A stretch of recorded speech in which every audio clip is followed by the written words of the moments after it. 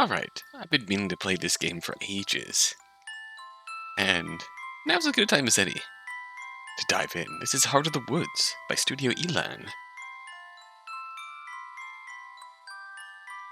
Game about a paranormal investigation team. Investigating the claims of the paranormal in a village far off in the woods in the heart of winter. It is cold and dark, but there is warmth to be found out there, I suppose. Life is cold and hard, but there's a warm heart out there to be found if we're willing to open our eyes and give it a chance. And that, without further ado, Chapter 1. A winter wonderland. That's how this place was pitched to us, out in the middle of a forest with an unpronounceable name in a village that time forgot. In the email, it sounded like every other ghost hunter's paradise that we get messaged about. Isolated and antiquated, with a tourism board encouraging hokey effects and gaudy billboards. The vast majority of those emails go unanswered. If Tara weren't so capricious, this one probably would have too. But no. Something about journeying to the middle of nowhere for a month struck her fancy, and like always, I let myself get dragged into it. So here I am, for the last time.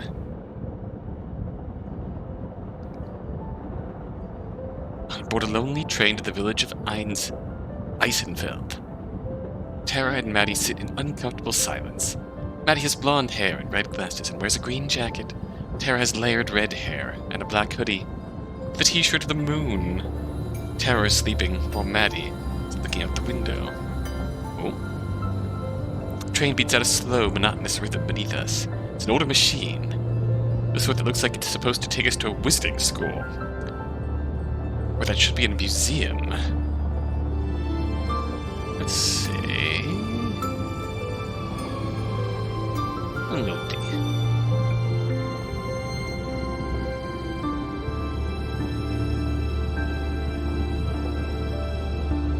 There we go, that's a bit better. When I bought the tickets, I thought we'd be getting on something a bit more modern. Oops. I shifted my seat, the tattered cushion and wooden boards doing little to soothe the pain in my back. We've been on this train for 12 hours, and I can feel every one of them in my bones. Tara's been out for the past 6. Upright, but fast asleep. If the bumpy ride bothers her, she doesn't show it. The paperback she was reading dangles low in her hand, in danger of losing her spot in the book. I scuff my feet across the floor, kicking at nothing, as tired as I am, afraid for our journey to end. For Tara to wake up, to have to talk to her. Oh no. I'm most offended that she can sleep. She should be as preoccupied as I am, fighting off intrusive thoughts and wondering what to say. You wouldn't know from looking at her that we've barely spoken for 3 days. That's how long ago I told her that this would be our last trip for the show together, that I was quitting once we got back home. Everything since then, packing, booking our tickets, finding someone to take care of the cat while we're gone, happened in a blur. We've been cordial, but that's it. My heart hurts, but it tells me I made the right decision. Yawning, I lean back against my seat and pretend it's comfortable. The cushions are unnoticeable, nearly as firm as the wooden floor beneath us. A heater in the corner hems and haws like an old man, but it's not nearly powerful enough to fight off the chill. I desperately wish that I could sleep, too. One of us needs to be awake when we get to the station. And that should be any minute now.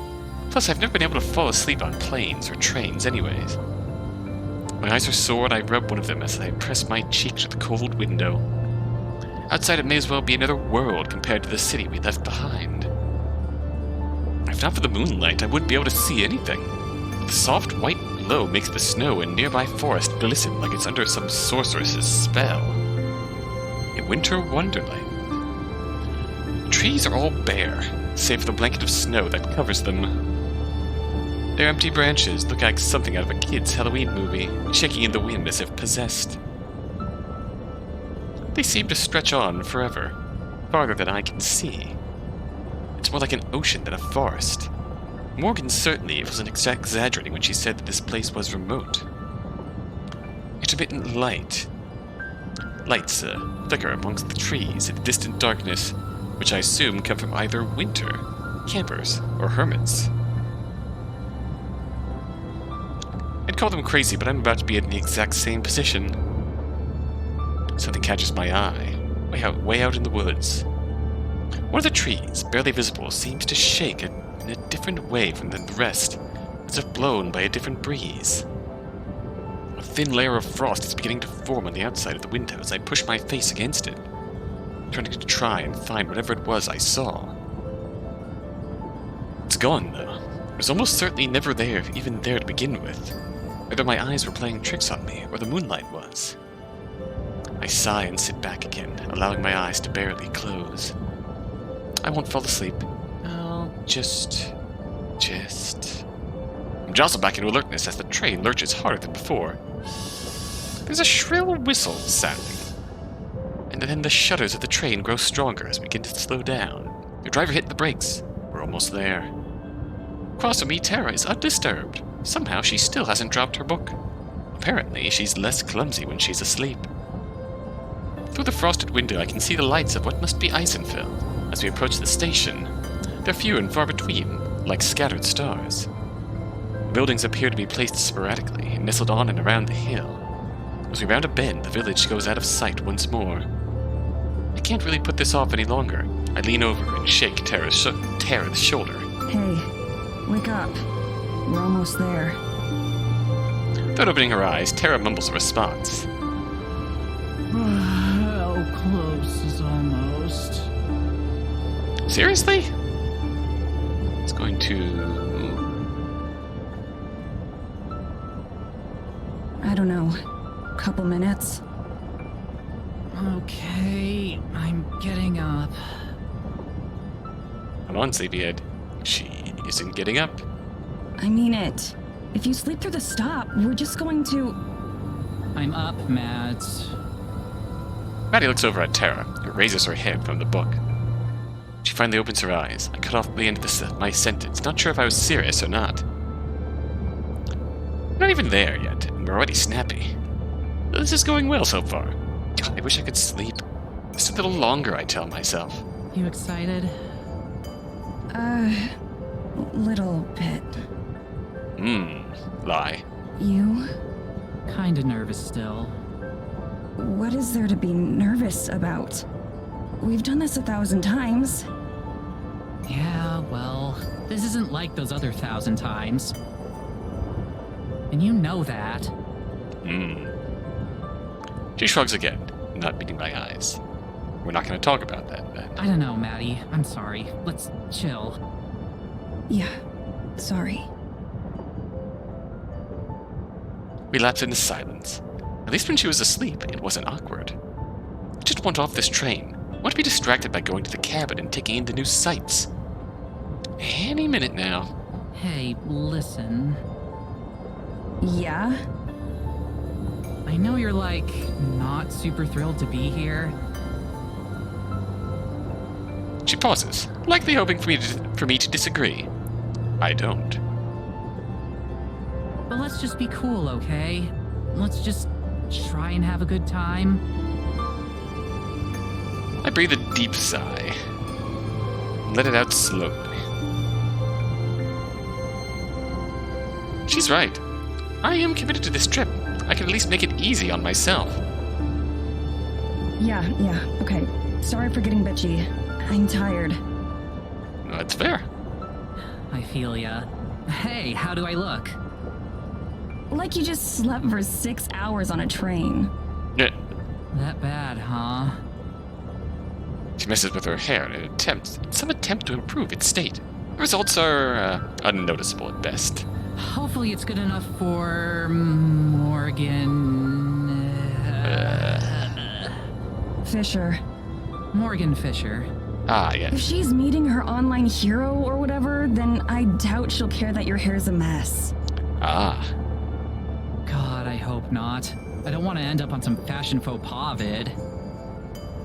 For real though, if she's super fangirly, then let's just let her get it out of her system and hopefully she won't make things weird later.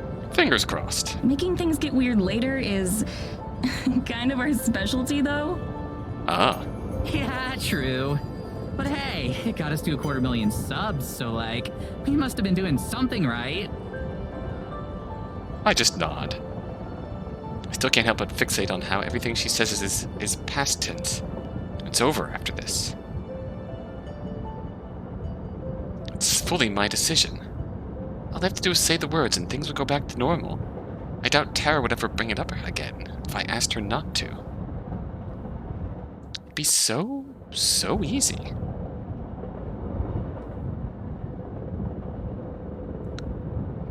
Oh, wow.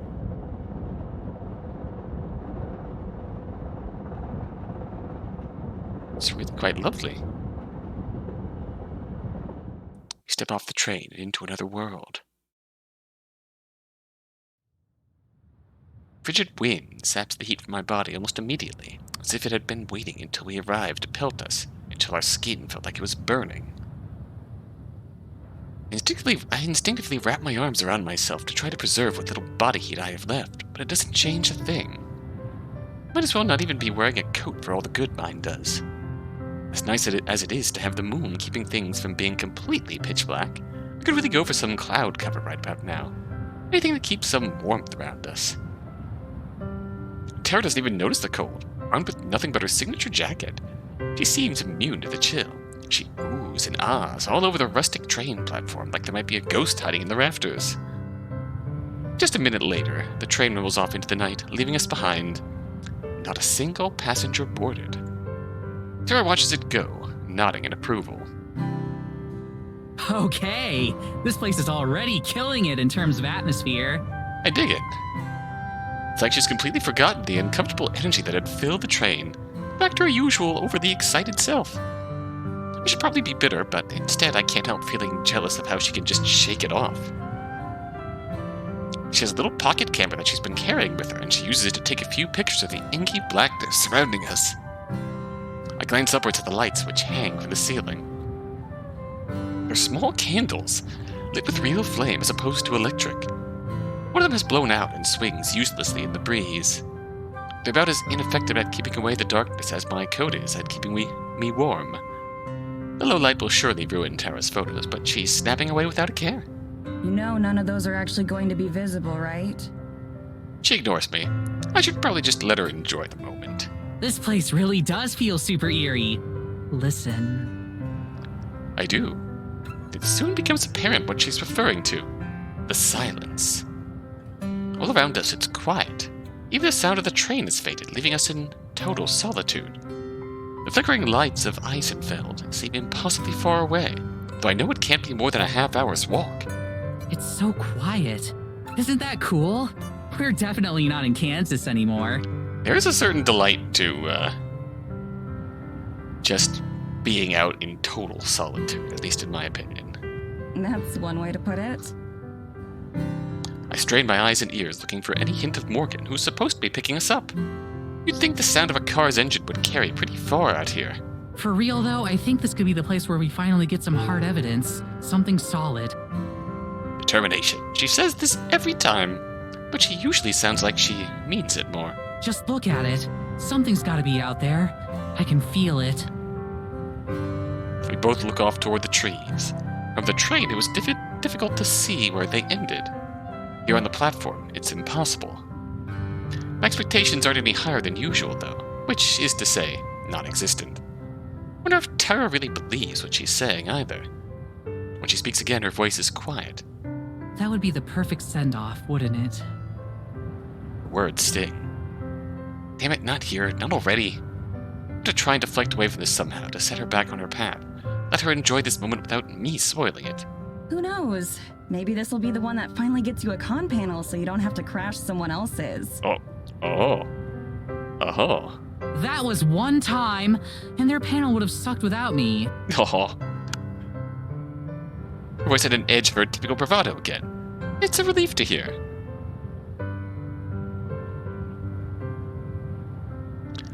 She returns to her camera, and I give myself a moment to try and take in my surroundings. Supernatural or not, there's something oddly serene about this place. That said, I'd like it a lot more if it wasn't so damn cold. I shiver and cross my arms even tighter. Surely Morgan will be here soon. I can't wait to see the village tomorrow. I hope it's like one of those museum exhibits with the little replica towns and people. Except it's an actual town? In what way? Like, architecturally. Okay, that's a fair point. She sounds out the word slowly. I mean, mood. I have to do that too sometimes. All rustic and old-timey. Occasionally you get so caught up in your words that you can just stumble over big words like that for no particular reason. I can't imagine that it'll be that different from home. They've got to be modern enough for Morgan to watch Taranormal after all. If you're expecting people to be walking around in monocles and waistcoats, you're gonna be disappointed. Oh, I say, jolly good. Here I jolly thought good, I'd young lass. finally get a chance to show off how amazing I'd look in a top hat. You would rock a top hat. I'm sure you'd be the Tina heartthrob of the Victorian era. She gives me a brief snort of amusement. Her responses feel more muted than usual, but the fact that we're still able to banter is a good sign. I'm glad that I can cheer her up, even if I was the cause of her low mood in the first place. However, after a moment, she looks back at me. Her expression is serious for once. Okay, so about Morgan. Like I said before, let's give her a chance to get all the excitement out of the way first. We should be nice and friendly, but let's try to keep it professional. I never thought I'd hear you, of all people, say that. I find myself flashing back to all the unprofessional situations I've had to extricate Tara from, ranging from bad one-night stands to actual police custody. Oh! There are a lot of ways I could describe Tara, but professional is definitely not one of them. Like, I would imagine trespassing. Hey, I usually make a good first impression. Usually. It's just the second impression and beyond that you've got to watch out for. Oh. I laugh out loud at that, and I catch her smirking before she looks away. She can play it cool all she wants, but I can tell from the way she's bouncing up and down that she's undeniably excited for this fangirling she mentioned. It's usually one of her favorite parts. I'm sure a little ego boost would go a long way right about now. I can feel myself hopping back and forth slightly as well, but that's more out of a desire to keep my blood flowing. Thankfully, it isn't too long before I can see the silhouette of someone approaching through the storm. Oh, thank God. Silhouette? It's gotta be her, right?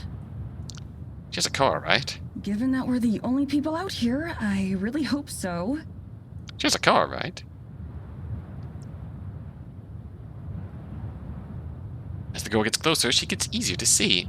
She's not exactly an imposing figure, but she moves with purpose. She's carrying a large thermos, which she raises in greeting as she approaches.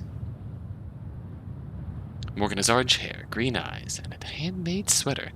She doesn't emote as she approaches the girls on the empty train station. I wave back. One of the first things I notice about her is that for some ungodly reason she's not wearing a coat. All she's got on to protect her from the frigid weather is what looks like a hand-knit sweater, much like Tara. Once she reaches the platform, she greets us with nothing more than a tired smile and a small nod. Not exactly the geeking out Tara was expecting. Hey there, you two. Sorry I'm late. Her voice is friendly, but flat. She sounds like she hasn't slept in days. Tara looks a little bit taken aback by how subdued she is. Covering quickly, she puts on her big celebrity grin. Oh, no worries. Are you Morgan? That's right. It's really nice to meet you, Tara. Morgan's smile does seem to grow warmer as she greets her, but her face quickly regains a neutral expression a moment later. You can see Tara's smile faltering as she realizes that this is clearly the maximum amount of geeking out this girl is capable of. To her credit, she recovers well.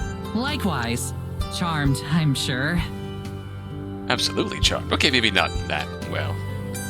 Tara extends her hand and Morgan gives her a brief handshake before turning to me. You're Madison, right? I think we spoke online already. Just Maddie is fine. Nice to meet you. She shakes my hand as well. It's a firm, friendly handshake that ends as quickly as it began. Before she continues, she takes another sip from her thermos. I find myself wishing for a cup of coffee, too. It really is nice to meet the two of you. I'm sure you receive a lot of invitations, so I'm glad you were interested in mine. Oh. Are you kidding? Remote village in the middle of a huge forest? There's no way I'd pass that up. I've heard all kinds of stories about the things you'll find in places like this. It is top-tier vibes out here, come on. Hopefully not too many, or I won't have anything new for you. Oh. Oh, I'm sure you've got something I'll be interested in. Real smooth, Tara. So much for being professional. You can see Morgan's mouth twitch slightly at the comment. I can only hope it was something closer to a smile than a grimace. It looks like a pleasant smile. Tomorrow I can show you around the village. There isn't too much out of the ordinary there, but I'm sure you can find a few things that interest you. That would be wonderful. We can go sightseeing when Tara isn't off chasing spirits around in the woods. Morgan and I both smile. Tara flashes me a look of mock annoyance from the slight. Oh. Oh shoot.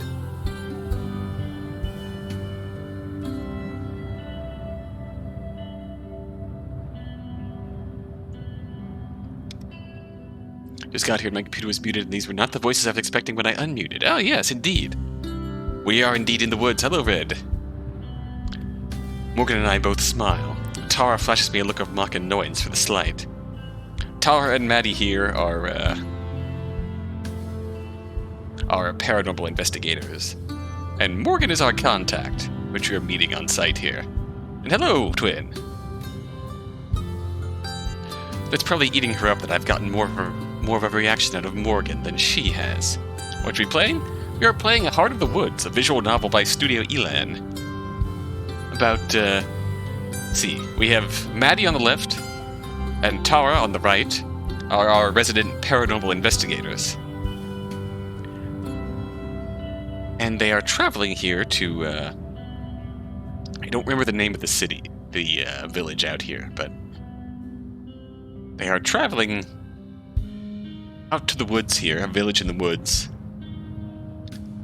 I believe the name was Eysenfeld, at the request of Morgan, to investigate paranormal activity. So we just got here, and we're just getting through introductions right now. It's about a half-hour's carriage ride to the cabin if you guys want to head out. Do you need help with your bags at all? Tara lifts their bags, giving Morgan another shiny grin. I'm pretty sure I see her, accidentally flex her arms, too. Give it the gun show, Tara. Don't even worry about it. I got this. Yeah, give it the gun show. Okay, cool. This way. Morgan is not impressed. As we follow her, I can see Tara pouting behind her. I've never seen the wind get taken out of her sails like that. At least that gives her another thing to think about besides my departure. Wait a second. Did she say carriage? No way. We're standing in front of an honest-to-goodness horse-drawn carriage. If it weren't for the little white puffs of breath coming from the horses' noses, I'd be willing to believe that it was some sort of commemorative statue. This is so cool. Is it yours? It belongs to my family. Given that there aren't any roads through the woods, there isn't really a point to anyone out here owning a car. Move closer, examining the craftsmanship as best as I can in the moonlight. The design is fairly bare bones, but a few flourishes here and there, and some semi-ornate painted finishes make it clear that this was something built with love and care. Somehow I'm the only one who seems intrigued by our ride. Tara, come take a look at this. Horses! As I speak, I look back and see her standing completely still, as if the cold has her rooted to the spot. Oh no. Give me a sec. I'm just taking in the view a bit. From a distance. Do you have an issue with horses? She's trying to act nonchalant, but her wide eyes keep flicking toward the horses. Her previously genuine grin has turned into a very nervous grimace. Those are, in fact, real horses. Slowly inching forward, she scoots further away from the horses as she approaches the carriage. Hans! I doubt she planned for part of her first impression to be Morgan learning that she's absolutely terrified of horses. She'd better at least learn to tolerate them. This is going to be an even longer trip than I expected. Wait, if this is the only way through the woods, how are we going to get back and forth between the cabin and the village? Like it. Don't tell me we'll have our own carriage. Neither of us can drive one. You don't need a license. Oh, I'm going to be driving you. I can take you back and forth and help you navigate the woods. You didn't expect me to just let you wander around a forest in the middle of nowhere without a guide, did you? Oh. You're also terrified of horses? I mean, understandable. Horses are absolutely big, ginormous fur babies who often don't know their own weight. But they're also utterly massive, and you do not want to be on the wrong end of them. Like, what if they bite you? The front end is the least of your worries, Red.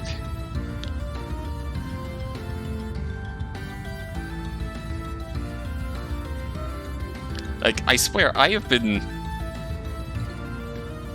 thankfully not been kicked, but I have been stepped on by horses before. It is not pleasant. That probably does not help you with your own fear, but... Hans!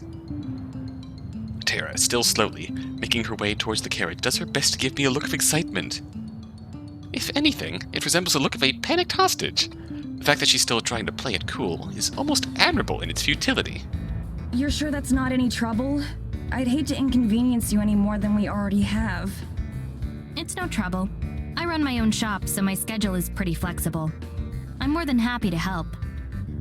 Looks over at Tara, who has finally made it within a few feet of the carriage. She shoots us both a thumbs up. Stealth. Success. I have a feeling she might need it. Trust me, you have no idea. Oh.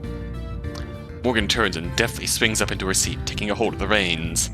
Tara finally manages to place her hands on the carriage and climb up to sit alongside her, shaking all the way. I let out a sigh of relief and follow suit, mounting up next to Tara. It's a little cramped up here, but I'd feel weird just sitting by myself. Besides, not keeping an eye on Tara is pretty much guaranteed way to make an even worse first impression.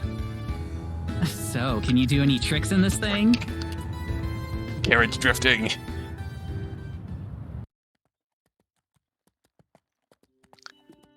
Path to the cabin turns out to be a complicated one. We've been making twists and turns through the trees for a few minutes, but Morgan seems to know exactly where she's going. That even the dark could stand in her way. You can navigate through all this with just that little lantern? How can you see landmarks? Familiarity, I'd imagine. Don't worry, I know these woods better than just about anything. Besides, the moonlight is more than enough for me. Can't help but feel embarrassed when I think about all the times I had to use the flashlight on my phone just to find something I dropped in the car. I definitely wouldn't last out here. Looking over, I can see Tara bouncing her leg, probably about to launch into a torrent of questions for Morgan. After that flubbed introduction, she's clearly a little less gung-ho than usual. But I know that wouldn't stop her. As such, I should probably get my handling of the actual adult stuff out of the way quickly before it gets lost in the noise. Is there anything about the town or the people that we should know? Local customs, things to avoid saying, that sort of thing? Morgan thinks about it for a moment, silent. There's a curfew at midnight. Also, you're not supposed to go too far into the forest. I ignore both of those rules a lot. Most of the villagers tend to be sticklers about them, though. Don't go out after midnight, and don't go out too deep into the woods. Great. So our host is a troublemaker. Guess that means Tara will be in good company. So, while we're on our way, could you maybe tell us about some of the specific supernatural occurrences you've seen here so far? Here she goes. Morgan sits up at the question. She looks over towards us, and her eyes seem to lose a bit of the constant drowsiness. She's been waiting for this. Well, we have a lot of freak weather events. Strange storms that appear and disappear, or are localized to certain parts of the forest in ways that shouldn't be possible. Tara nods solemnly, almost already totally enraptured in what Morgan is saying. Sometimes when I walk in the woods, I can see strange lights here and there. Like tiny little stars inside the forest. I've never been able to get close to them, though. It's... Freak? winter storms? Localized entirely in your kitchen? Yes. Can I see it? No. I raise an eyebrow, but don't say anything. We've had countless cases of strange lights before, all of which have ended with a rational explanation. It doesn't seem to dampen Tara's spirits, though. I start to drift off. This is more Tara's jurisdiction anyway, so I'm sure they could just wake me up when we get there. There's also my cat. Your cat is a supernatural occurrence? I mean, yes, but that's just cats. That's just how cats talk, work. So I'd say so. What? I'm sorry? Her words snapped me out of my trance. Looking over at her, I expect to see her holding in a laugh or sporting some kind of mischievous grin, but her face is as serious as it's been since we arrived. Your cat can talk? Like, talk the way a human does? Naturally. Yes, she's very well spoken, in fact. Oh. I tried to hide a sigh. Weird weather and lights in the woods are ambiguous enough that we can play along with them. But every so often we get these blatantly fake claims, like a talking cat. Tara, however, instantly perks up once her words sink in. She can't actually believe her, right? So, could we talk to her? She won't mind if I ask her a few questions, right? I was hoping you'd ask. I think you'll be very interested in what she has to say. The whole thing is clearly some kind of joke, but Tara is absolutely taken in. You can practically see the wheels turning in her head as she plans out her follow-up questions. That's never good. So, do you have any ideas about what could be causing it? Something in her diet, maybe. Of course. I don't think so. Have you been feeding her some kind of special Eysenfeld cat food? Can I try some? Why? Okay, I think that's enough of that. When Tara starts talking about eating cat food, it's time for me to exercise a little diplomacy and move the conversation forward. Crazy or not, I think we should move on. So, what kind of things does she talk to you about? Just about our lives for the most part. I figure you'd be better off hearing it from her rather than me. I'm sure that'll be illuminating. Doubt. I'll say, if there's something that paranormal in the village itself, you must have seen way crazier stuff in these woods. She starts to gesture as she talks, pointing back toward the village and swinging her arms around as she mentions the woods. Well, there's one pretty major thing, but you probably won't believe me. I wouldn't have come out here if I didn't believe you. Anything you have to say, I want to hear. All right. Can't detect a hint of cynicism in her voice. Whether she really believed this girl she just met has a talking cat, or she's giving a performance worthy of an Oscar. Are you sure? 110%. Lay it on me. She winks at her and flashes her finger guns, back in celebrity mode. Tara's good at recovery with these things. I've never seen her recover on this level with such speed. As I watch her lean in towards Morgan to make sure she catches her next statement, I realize another possible reason for her passionate response. If there is one thing she loves more than hearing strange stories, it's trying to impress a cute girl.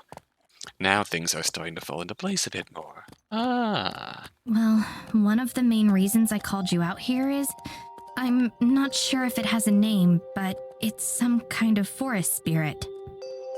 Spirit? Like a ghost or something? No, something physical. Some sort of massive creature. Like the forest came to life. Okay, this is new. Even the crazier fans don't get this outlandish.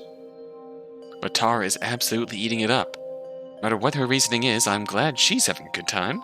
Is there anything else you can tell me about it? Does it speak or anything? Have you managed to interact with it at all? Is it more kaiju-sized or more basketball player-sized? Your range of comparison is very interesting. I've only seen it once, unfortunately, so I don't know too much about it. I've searched for it a number of times since, but without any results. Who knows? Maybe you two will have better luck than I have. That's what you're best at, isn't it? In theory. In terms of talents, I'd say it's certainly up there. Morgan's mouth turns up into a small but seemingly genuine smile, and her expression grows slightly less intimidating. I knew you'd believe me. Nobody else around here does. I can't imagine why. I feel a pang of guilt as that thought crosses my mind. As crazy as her story sounds, it can't possibly be easy feeling rejected in a community this isolated. No wonder she was so eager to bring us into the fold. So, how far away would you say we are from the cabin? We should be coming up on it any minute now. I'll help the two of you get situated and then head back. I'll be happy to tell you more about the spirit tomorrow. Thank God. Oh, yeah. Great. That's great. I'm exhausted. That much isn't a lie. All I want to do right now is pass out. We've passed the last of the houses that I can see, but the sparsely marked path continues on toward the forest. The last traces of civilization are behind us now. By any minute now? What exactly did you mean? Any minute on a scale of 1 to 50. I can't keep the biting tone entirely out of my voice. Just ahead. See? She points forward into the darkness. I strain my eyes to see anything other than murk. Finally, I spot the faint outline of a small cabin practically swallowed by forest. I started the heater before I left to get you, so it should be warm. Oh, thank That's goodness. what I like to hear. You're like Prometheus. Bring us the gift of fire. I'm surprised you know who that is. Why? I love that movie. Morgan suddenly jerks the reins and the horses come to a stop. Tara and I are rattled from our seats and nearly fall forward. Damn it. What happened? Rather than answer, Morgan just glares into the darkness where the cabin is. I strain to see what she does, and my heart starts to race. Is it a wild animal? A bear? A wolf? There's the sound of footsteps as a shadow detaches itself from the cabin and moves toward us. A human shadow! An older woman comes into view, stopping just at the edge of the lantern's light. A stern, older woman steps out from in front of the cabin. She has the same orange hair as Morgan. She's clearly related to Morgan. Her angular features and steely eyes, barely visible in the dark, make her look like she stepped out of a Baroque painting. Why are you here? Ah. I came to greet our guests. She spits the word our, clearly asserting some sort of ownership. I suck at an involuntary breath as she approaches. Being able to see her more clearly isn't a reassurance. If anything, it's the opposite. Something about her radiates hostility. Even the horses seem uncomfortable. Their ears pressed back as they stamp their feet in the snow. Up close, her gaze is sharp and fierce. Her face is proud but sunken, cheekbones jutting as if her face doesn't quite fit. It makes her look older than she is. Which of you is Tara? Mouth drawn thin, she looks from me to Tara, then back again. Each second that passes makes the discomfort grow. Keep waiting for Morgan to intervene, but she doesn't. Tara and I exchange a quick, nervous glance. Then she clears her throat and leans forward, offering a handshake. That's me.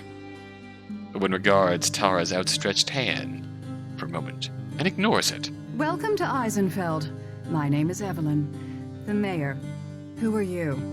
Based on the anime trope, she's probably like 35. Yeah, accurate. Her attention flicks to me like a hand on the clock. Entirely possible, Red. I'm Maddie. Madison. Tara's manager? Like, I'm pretty certain Tara and Maddie are in their 20s. I see. Morgan, too. So, that tracks. It's clear that she's judging us, though I have no idea on what. Are you done yet? They're tired. You can interrogate them later. Just what exactly is she volunteering us for? Interrogate is kind of a strong word. Our host makes absolutely no effort to disguise the loathing in her voice. In a town as small as this one, I can't imagine that speaking to someone as important as the mayor like that is a good idea. Though Evelyn appears entirely unfazed. She remains in the middle of the trail, blocking our path. She and Morgan stare each other down while Tara and I sit in painfully uncomfortable silence. After at least a minute, the mayor finally steps out of the way and heads back up the way we came. We'll speak later. That sounds concerning. It's clearly a command, not a request.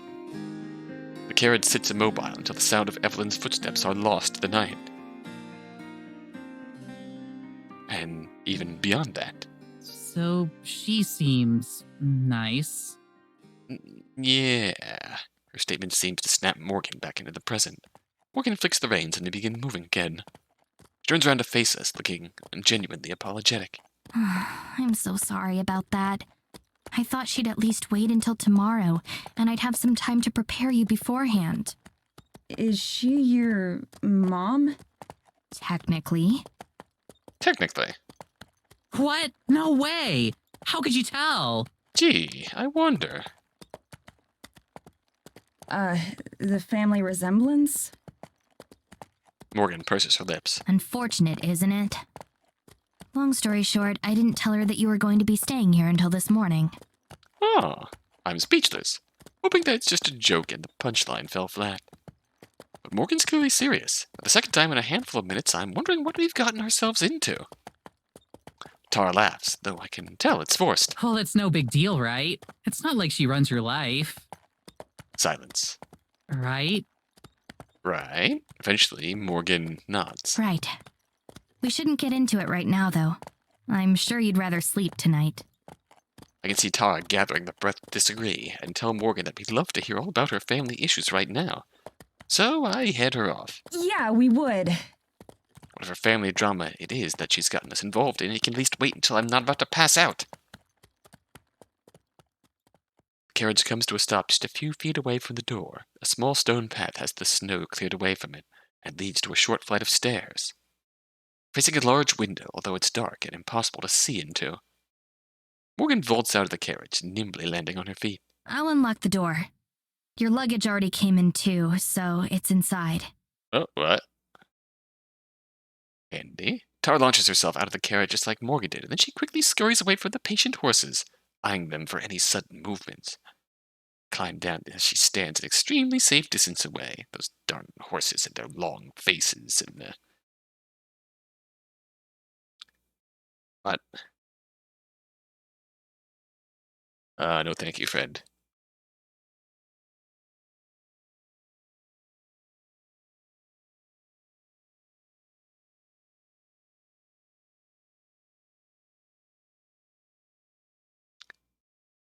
Say, please. Banish that. Thank you. Thank you very much, Fred. Much I obliged. can't carry all of this on my own, you know. Die, bot. Begone, bot. I can't. I toss her bag and she lurches to catch it, barely keeping it from landing in the snow. I stand back and watch as Morgan fiddles endlessly with the lock of the door, pushing and trying again, over and over. Oh no. Now that we're so close to the end, I can feel the last of my reserves of energy rapidly draining. Bags in my arms feel like they weigh 1,000,000 pounds. So, what do you think? She mutters as quietly as she can, though her timing couldn't be worse. I think I want to go to bed. Same as ever, then. You know me. Rubbing my arms, I peer into the forest. Just beyond the first few lines of trees, everything fades into an inky blackness. Now thick and impenetrable. I shiver, not entirely because of the cold. A cold breeze rattles the empty branches as they scrape against each other, mimicking the way I'm trying to stay warm. Finally, there's a banging sound as Morgan solves the mystery of the lock and nearly falls through the door. Oh, she pokes her head back through like nothing happened. I got it open. I heard. Hallelujah. Haul my way inside, into the blessed warmth. It's been so long since we've been near a working heater. The small lamp on the side table casts a bit of light over the small room. Our luggage, as promised, is scattered haphazardly around the living room, just like home. Tara slips past me to bounce around and examine it all, her bags hurled as carelessly as I pulled them out of the carriage. Oh my god!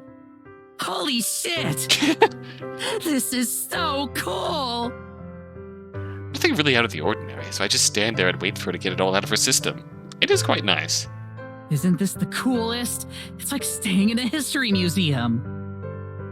Maybe not completely mark out nice, but it is quite nice. That's the kind of thing you'd usually treat like a punishment. Are you kidding me? I love history.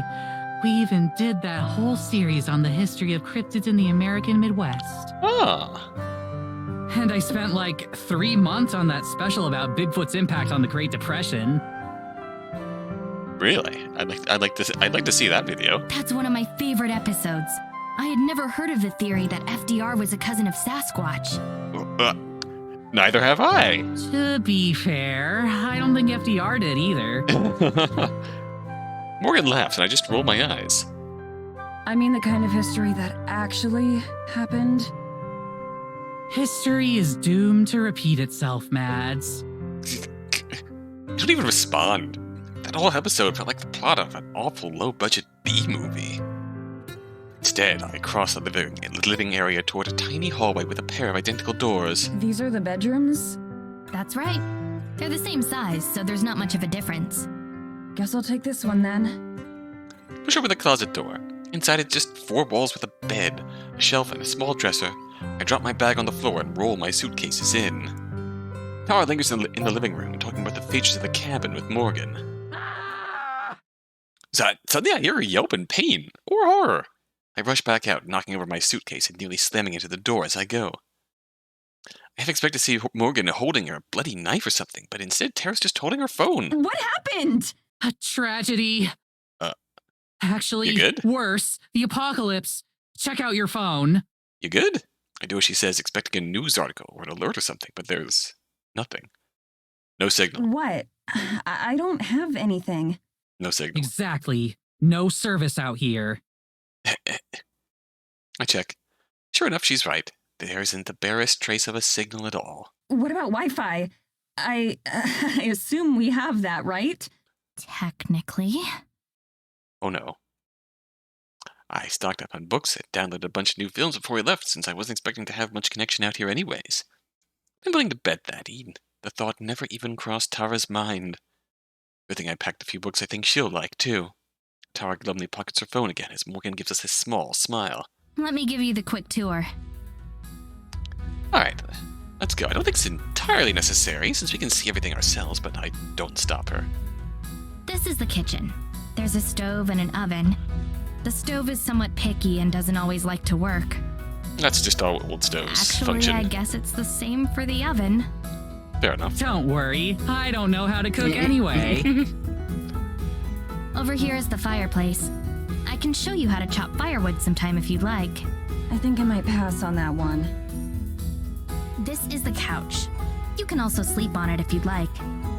It doesn't unfold into a bed or anything, but I sometimes come here and sleep on it anyway. Oh, that doesn't even surprise me. The Wi-Fi password is on a note by the phone. So is my phone number, so you can reach me anytime. Why do they call it oven?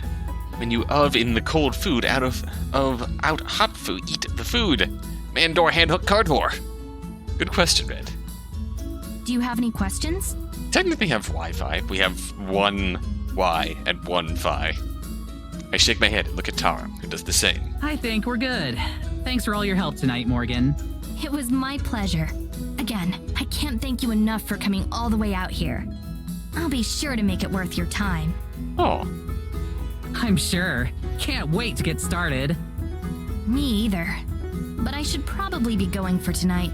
I've kept you up long enough as it is. she heads out the front door, waving goodbye. Night, Morgan. Thanks again. Good night. Through the large window, we can see that as she starts to make her way down the path. I'm gonna go to bed too. Yeah, same. Morgan is giving me Monica DDLC vibes, so she's definitely evil. She's got something going on here. We switch off the lamp. As we head to our respective rooms, Tara grabs her bags from the floor, where she tossed them. All right, see you in the morning then?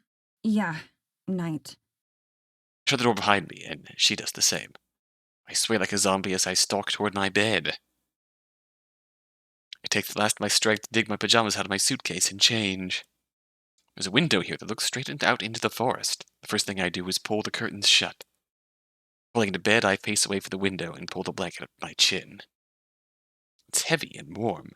I wrap it around myself like a burrito. The bed is firmer than I'm used to, and the pillow thinner.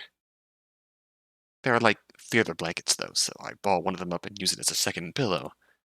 I try to get comfortable, my thoughts start to drift off. The detached part of me is glad that the timing worked out well enough to avoid jet lag. And in all, aside from the Wi-Fi, this is pretty nice as far as accommodations go, especially since we're not paying for it.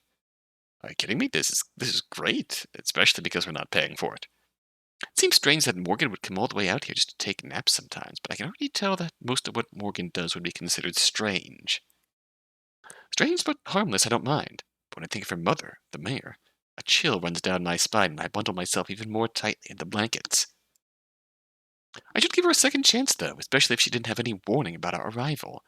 It stands to reason that she'd be annoyed at Morgan renting out her family's cabin like that. When I think of it that way, her reaction seems pretty justified. Yeah, I'll just be extra polite to her next time we meet. Hopefully it isn't an interrogation, like Morgan said. That was probably just her being dramatic. I yawned, wishing sleep would come faster. I expected to be out before my head even hit the pillow, not lying here with my thoughts racing. Isn't that the worst? You're dead tired, and as soon as you put your head on the pillow and try and go to sleep, your brain just goes in overdrive, and you're just not happening. Try to block out everything and focus on my breathing. In, out, in, out. 1 Mississippi, 2 Mississippi, in. A loud tap tap tap on the window cuts through the silence. My heart leaps to my throat as I bolt upright in bed. Get tangled on the blankets, scrambling to haul them off me. With one hand, I desperately feel for my glasses nearby. I finally find them and shove them onto my face, nearly jabbing my eye out. With horror, I looked at the window, the one that made me uncomfortable from the start. It's Morgan. Hello? Lantern in hand, fist raised against the glass. She stands there patiently. If she knows what kind of emotional roller coaster she just put me through, she doesn't show it. Shakily, I walk over to the window, not even switching on the lamp. With such difficulty, I wrench it open, disturbing a small mound of snow. Yes? That's the best I can manage. Anything longer, and I'm not sure I could keep it civil. Sorry, I forgot to tell you. Please be ready to go by 8, and I'll come pick you up. I just blink, unable to comprehend what I'm hearing. Is that okay? We could make it 8:30, but no later. No, 8 is fine. Is that all? That's right. Have a good night. Thanks. Sorry if I disturbed you. No, it's all good. I slammed the window shut and hobbled back to bed. She doubled back into the snow and scared the hell out of me for that? Check the time on my phone. It's nearly midnight. 8 hours to sleep and then be ready to go. It's gonna be a long month, isn't it? It's 8 hours and 34 minutes later. I know because telling time is my phone's only remaining function. Yet I still check it, constantly, like something might change. True to her word, Morgan was there to pick us up right at 8. It's a minor miracle that Tara and I were both ready to go. Don't know who had it worse, me waking up to my alarm, or Tara waking up to me banging on her door. Even now she slowly eats a piece of bread from the kitchen, looking for all the world like a cow chewing cud. With each bump that the carriage hits, my tiny cup of coffee threatens to spill onto my hand. I'm not sure that I'd feel it. After answering Morgan's perfunctory questions about our first night, we spent the rest of the ride in silence. She didn't acknowledge at all how she had knocked on my window. Apparently, it wasn't remarkable enough to her to deserve another mention. I watched from over her shoulder now as we approached the town. On the train last night, the scattered lights made Eysenfeld appear to be a lot larger than it really is.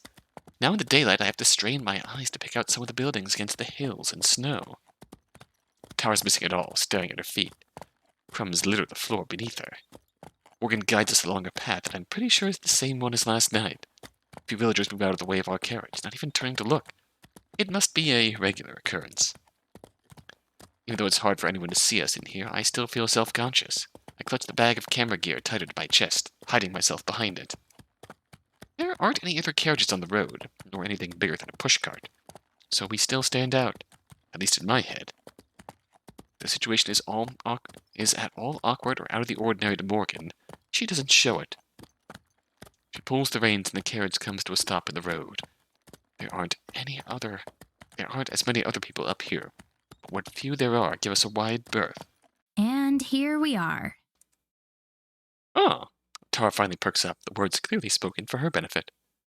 It takes her a moment to realize that we've made an entrance.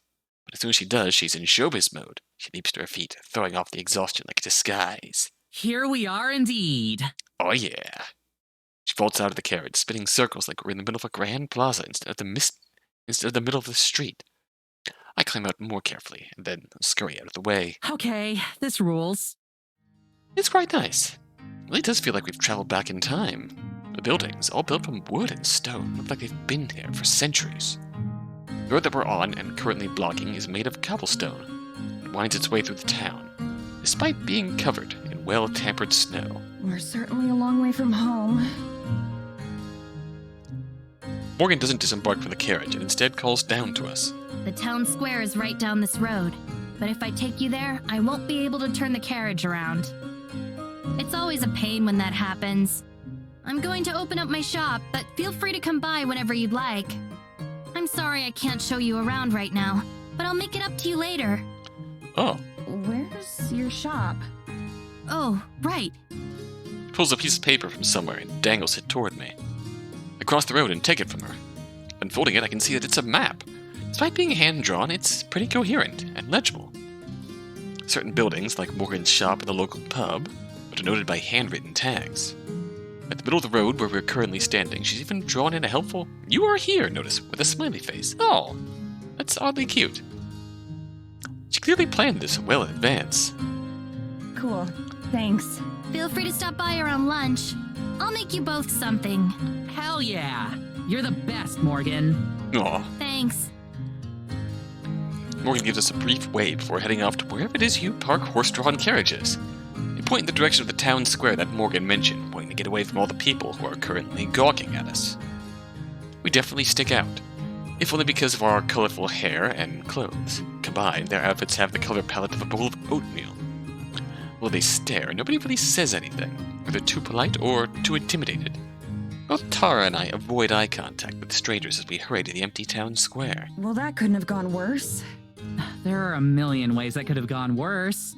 If people looking at us funny is the only downside of this trip, then it'll be our best episode yet. I mean, ever. I wish you'd stop bringing that up. It always kills the mood. Which was barely on life support to begin with. I mean, she probably can't help it. Tara rubs her shoulders, having stubbornly chosen not to dress any warmer today. Okay, ready to get your Taranormal on, Mads? I shrug my camera bag onto my shoulder and nod. I suppose there's no harm in spending a little time establishing the location. Might as well get some B-roll while we're here. Hell yeah, B-roll time. One thing that both Tara and I have in common is that we're not really sightseers. I spend as much time in my room as I can. Either that's the hotel room while we're filming, or my bedroom at home. So as much as Tara loves investigations and all the dramatic stuff, she'd probably totally skip the exposition segments if she didn't leave them to me. That means we're pretty efficient at filming then. Oh, toggle the camera with backspace, and overlays simulating a video camera appears on the screen while Maddie is filming. Turn on the camera and slowly turn a circle, capturing the ground, sky, and some nearby buildings for footage we can splice together later.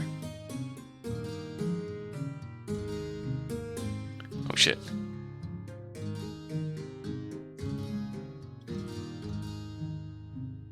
Oh shit.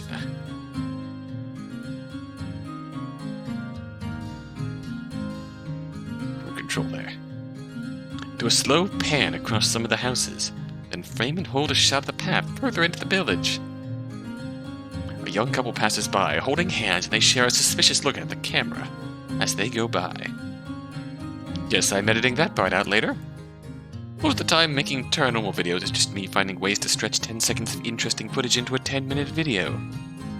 That's something else that we're both good at. Filler. The cold wind makes it hard to keep a steady grip, so I stow the camera and shove my hands into my pockets. Get anything cool? I'm able to browse on her phone like she usually does while waiting. Instead, Tara watches me over my shoulder as I record. Not really. There's not much to see here.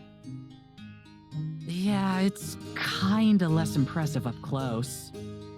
It's the kind of place that you'd expect a tumbleweed to blow through, like if the climate fit. The snowflake-themed tumbleweed? Wow, you're turning into quite the poet. Oh, shut up. What? It was a compliment. Anyway, since filming the village is a dud right now, we should follow up one of the rumors Morgan was talking about the other night. I'm thinking giant tree spirit. That's the most interesting one she talked about for sure. That's the headliner. We need to build up to that one.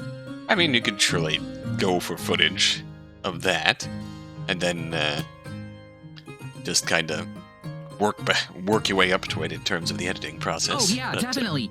Picture this. Picturing. We head to the woods to get some creepy shots. All right. Bonk. Do it right around sundown. All right. Make it super ambient. All right. Now setting the scene. Lots of atmosphere, wind sounds, maybe a wolf howl. Ooh.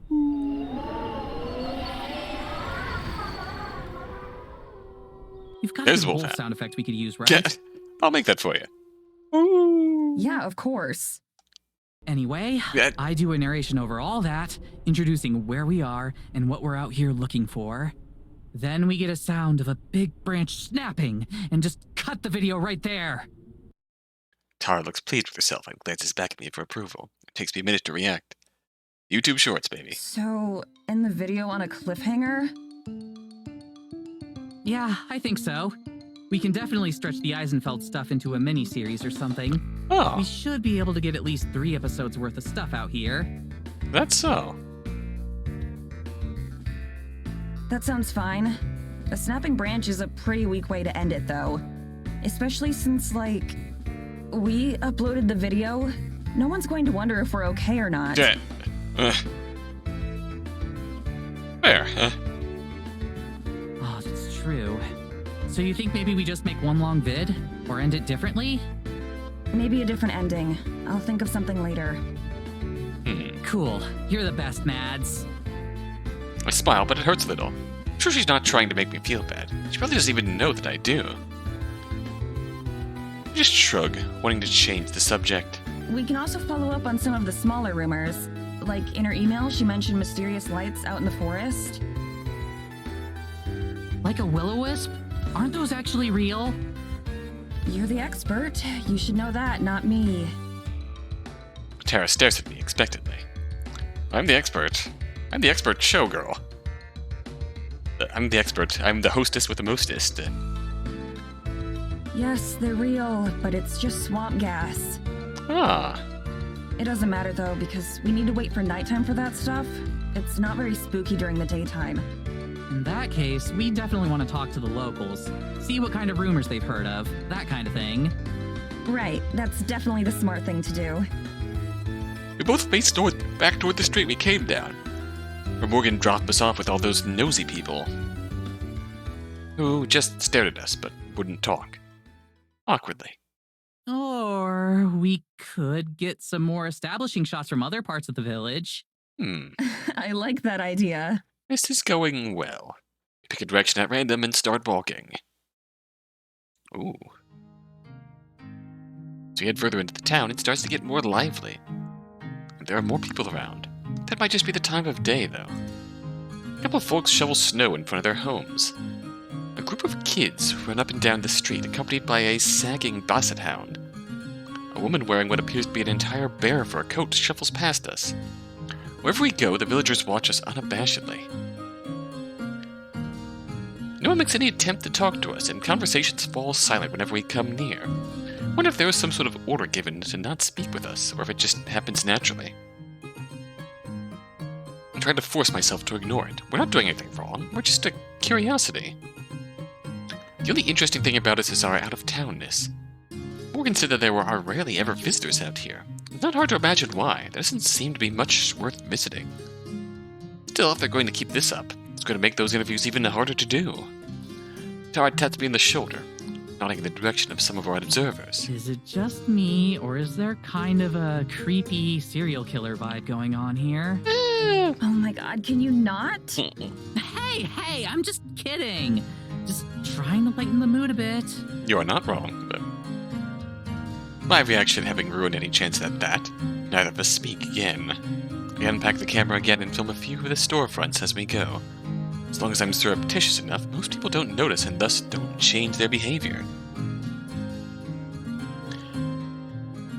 Where's this game supposed to take place? I was thinking it was rural America until this location. That is a good question.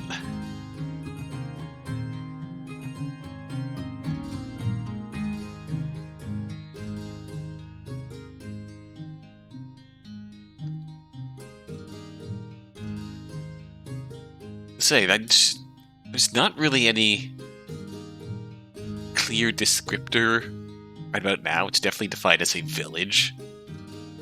It was definitely flights involved and a train ride out into the countryside. It almost feels like Canada. Very rural, northern America, Canada, Alaska.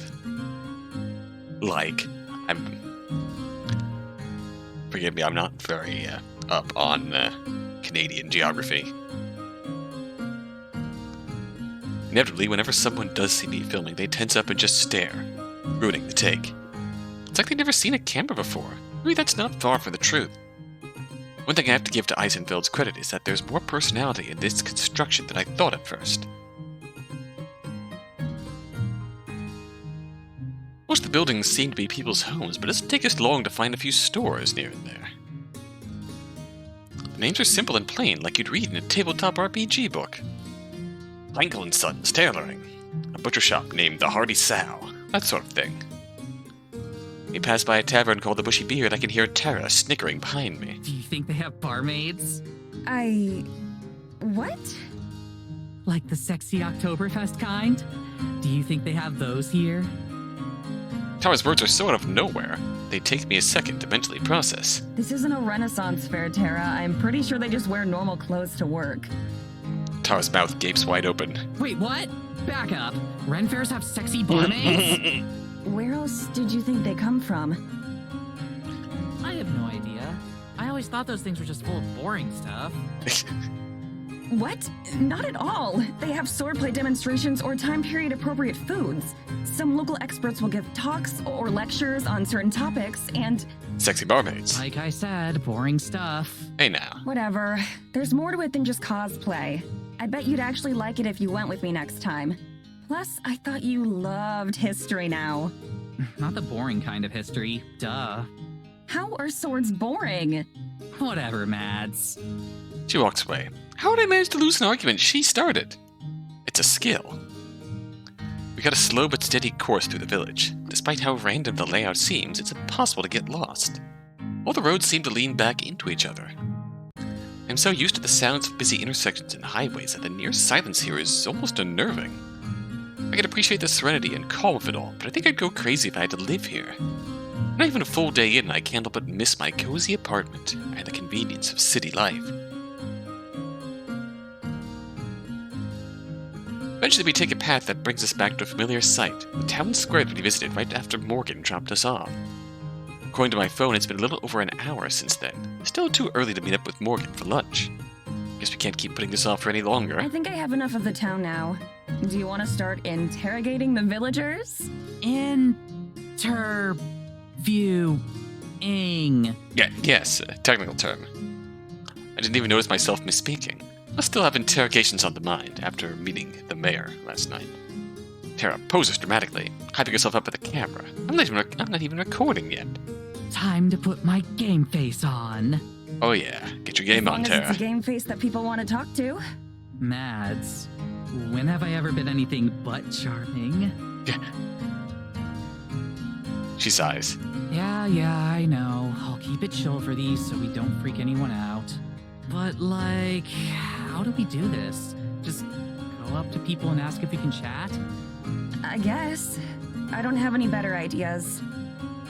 This is how we usually do it, except usually people are more curious about who we are and what we're doing. Sometimes after introducing ourselves, there are even people who have heard of us.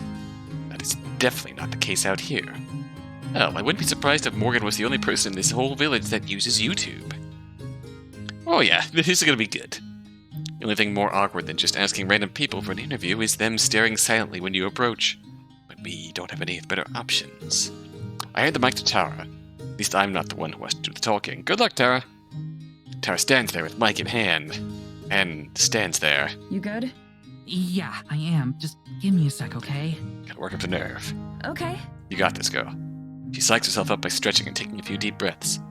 The whole time, she holds the mic pinched between two fingers like it's something she just peeled off of her shoe. Once she's finally ready, she gives me a thumbs up and starts to walk again. I trail a couple of meters behind, keeping her back framed in the middle of the shot. She moves with a determined stride, but I can see the microphone shaking in her hand. We pass by a few people walking around, but she doesn't stop any of them. Nor does she ask any of the folks outside the buildings, chatting or working or just sitting and looking bored. Just up ahead, a middle-aged woman smokes a cigarette, looking at nothing, and no one in particular.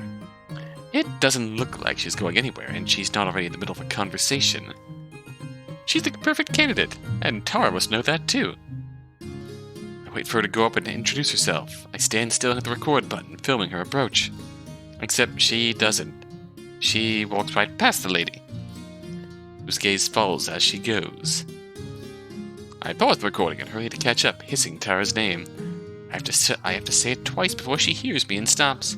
Sup? What are you waiting for? We've passed like a dozen people now. Right, but none of them are the right one. Which one is the right one? You know it's impossible to tell. I'll know when I see them. I roll my eyes, but I don't chastise her. She's trying her best. Yeah. Oh, okay, here we go. Get ready. Alright, ready? Ready, let's go. I follow her line of sight to figure out her prey. An older man, resting on a bench nearby. Broad-shouldered with long beard, he looks like a stereotype of a lumberjack. Like the previous woman, he stares rapidly off into the distance, thoughts clearly elsewhere. Once again, I plant my feet and set up the shot. Make micro adjustments to the focus until I get it just right. The rest is up to Tara. Slowly, Tara approaches the man. Either he doesn't see her coming, or he ignores her. She glances at me for reassurance, which I give in the form of a smile and a nudging motion, telling her to get on with it.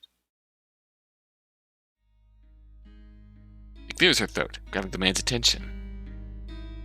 He turns to her slowly and eyes her suspiciously. Then he notices me in the camera and he tenses up.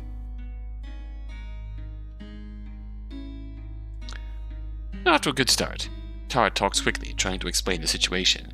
I'm not sure if this has actually any effect or if it's just a cosmetic thing. Hi there, my name's Tara Brick. My friend Maddie and I are visiting from out of town doing a report on Eysenfeld. I was wondering if we could ask you a few questions. Report? What kind of report? He relaxes just a little bit. The man rubs his eyes warily, peering back and forth between me and Tara. I wish he'd stop looking directly into the camera. I slowly start to move laterally, trying to frame the two of them better. He keeps shifting on the bench to watch me. Oh no. It's an investigation on the supernatural. Rumors, ghost stories, that sort of thing. We've heard a lot of legends about Eysenfeld, and we're looking into them, trying to figure out what's true and what isn't. Figure out the truth, huh? Yeah. Man mutters darkly, his beetle-browed eyes still flipping between me and Tara. He chews his lip while he thinks about it. Something about his face strikes me as odd, but I can't figure out what it is. It's probably just a trick of the camera or the light. Well, alright. I suppose I've got the time. Alright. Takes Tara a beat to respond. You're both sure he's gonna tell us to bug off, or worse. Great, thank you. So, can you tell me about Eysenfeld? Just what is life like here? On an average day? That sort of thing. Clearly she didn't expect to get this far. I ask the first thing that comes to mind. She offers the man the mic, but he just stares uncomfortably until she retracts it. Right, well, it's a good little town. Good and proper. Quiet. Real quiet. That's what I like about it. None of that city business. No noise and bustle. Out here, it's just you and nature. That suits me just fine, it does. It would be a lovely place to retire to if you have the means and capability to live here outside of civilization. So you're from around here then? Spent your life in Eysenfeld? Outside of the city, suburb, country, town vibes. Born and raised, and God willing, I'll die out here too. Never thought about leaving. Never had a reason to. Oh no, Don, I wouldn't move to clearly evil town. Okay, fair. Great. So then I'd imagine you know all about any local legends, right? About as well as anyone. Any old village has got its stories. If you believe them all, there's goblins in the woods, trolls in the mountains, and who knows what else elsewhere. Of course, it's only children who believe in those. So you've never seen anything weird yourself? Nothing unexplainable? Weird like what? Now the man had abandoned looking at Tara entirely. Instead focuses on the camera, his eyes looking strangely focused. Okay, yeah, I am concerned about this man. One of our friends here mentioned something about a big forest spirit. Like a walking tree kind of thing. Sits up from his slouch, finally turning to face Tara. What friend of yours might that be? She's from around here. One of the locals. Even though we gave her a shout out in one of our videos, Tara's reluctant to name Morgan as our contact. It makes sense. Her neighbors surely feel different about us than our viewers do. Ah, I'll bet it was the Fisher child, wasn't it? If you know what's best for you, you'll steer clear of her. Nothing but trouble comes from that one. Nothing at all. Ah. Tara and I exchange a glance. Seems her thoughtfulness was relevant. At the same time, I'm suddenly a lot more interested in what this guy has to say. Why do you say that? Feels like a strange violation of privacy to be asking this stranger his opinion of our host. But if she's notorious enough that anyone on the street knows of her, then perhaps we'd better off knowing why. Spitting into the snow, our subject stands and turns his back to us. There are some questions you ought not be asking, miss. I'll be going now. Enjoy yourselves. Élan was off into the town, though I don't watch him for very long. Questions we ought not be asking, huh? Not sure if that's a threat or not. For the sake of my anxiety, I try to tell myself it's not. I joined Tara on the bench, doing my best to avoid the puddles of melted snow. That was something. That was certainly something. That's putting it nicely. I don't know what that was either. Maybe Tara's right. It was something. Indeed. You get it all? She taps 2 fingers against the camera in my hand. Of course. All 2 uncomfortable minutes. Yeah. I wasn't given a lot to work with there. I replay the recording with Tara leaning over to watch along with me. It's not any less awkward the second time through. Well, we already knew we need to talk to a few different people. Just got unlucky on the first one. Know what I mean? Tara stands up, but I remain seated. Still need another minute? I don't say anything. I'm trying to think of what to say. Hello, Earth to Maddie. Please respond. Ground control to Major I'm Maddie. thinking. My voice is too harsh and snappy, and we both know it. I played through the clip again, this time without Tara watching. Something still seems off to me, and it's not just the gruff way he felt. Look, we knew Morgan was a bit weird. All of our fans are weird. That's why they're our fans. Yeah. In a tiny little town like this, of course anyone who's different is gonna have a reputation. That doesn't make Morgan a bad person. I mean, you're fair. That's fair, but I'm not saying she's a bad person. I didn't say anything. But if you had to ask, I'm sitting here thinking that it's really freaking shady that a guy just guessed we were here with Morgan, and then that he up and left as soon as he found out. That's not normal. That's not something that's happened to us before. indeed. Great. That means we're on the right track. If they're hiding something, then that means there's something to hide. That means there's something to hide. Tara says excitedly. Maddie says, just it's close from losing her shit from anxiety. That means they have something to hide. Have you completely lost your mind? It's ridiculous, even for Tara. I understand her wanting to give Morgan a chance, but to actually buy into her nonsense? Tara nods and looks down at her feet, brushing some snow off her shoes. It's only been a couple hours, Mads. He's just one old cranky geezer. Please just try to have some patience on this one, okay? For me. Yeah, when it's cute girl, it's different. Tara voice, when it's cute girl, it's different. Indeed. I check my watch. It hasn't even been 2 hours. That only makes her more right, as much as I hate to admit it. Sighing, I place my head in my hands. Sorry, I'm still tired. It's okay.